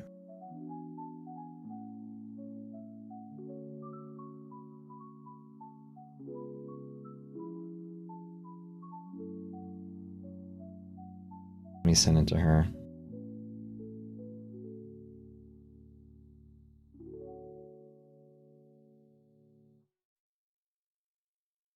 It's to her.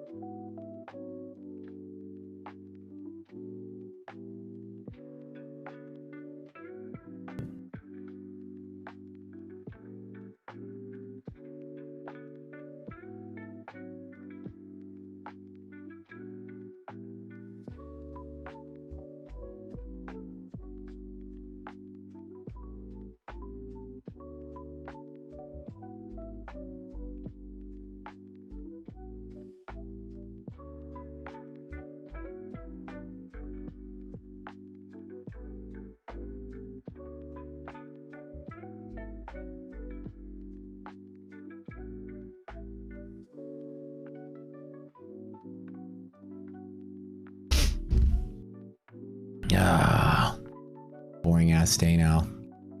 Alright guys, I got 13 minutes. Oh no dude, she's pissed. Yeah, I don't know.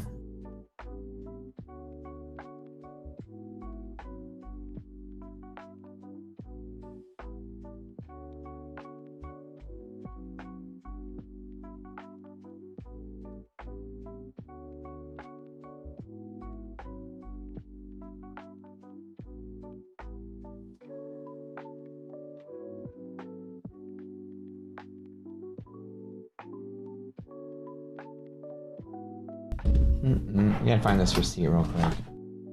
Oh no, she's pissed. She's about to go to Best Buy and beat some skulls. Anyways, back to what I was saying. The boot camp, I'm like extremely proud of because it just means so much to me that you guys really enjoy, you know, coming and eating at our restaurant so much that you buy the meal for the next person in line.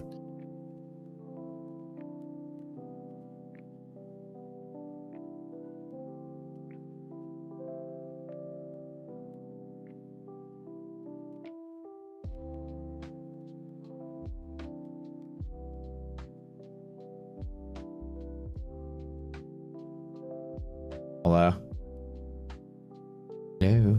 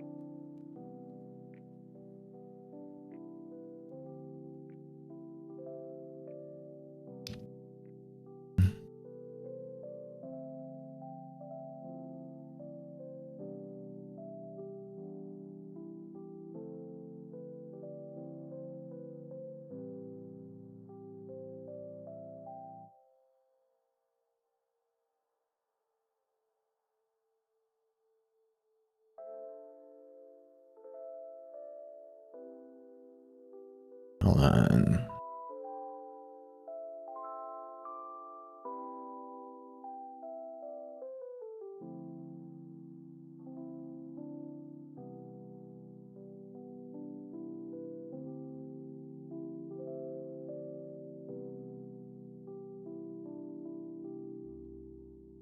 Go all the way back in time. They gotta look this stuff up real quick.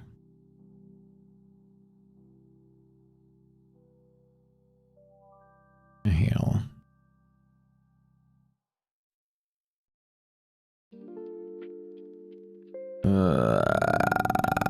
Where is this?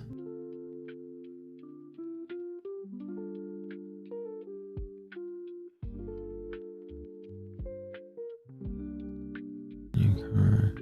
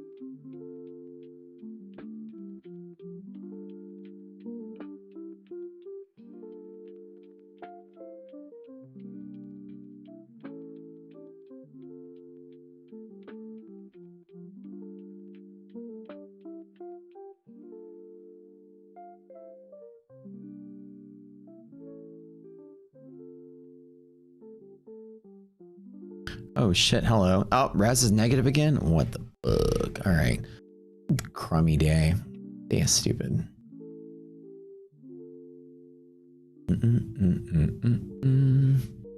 Yeah, guys, I get ready for my funded TV, y'all. Let's go ahead and call it an afternoon. I got about 8 minutes to get over there. Let me give you guys a link to that. So I'll be live on Lunch Money with Matt. We're going to do a ton of my funded features giveaways there like we do every single day. Usually about 20 accounts, give or take, is what the normal is. I star in my own afternoon segment there with these guys. It's a really fun, chill experience. Here's the link to it. Everybody go there and show your support if y'all do. And we'll be right back here by the end of the day. And we'll do more giveaways and fun stuff afternoon on our stream as well.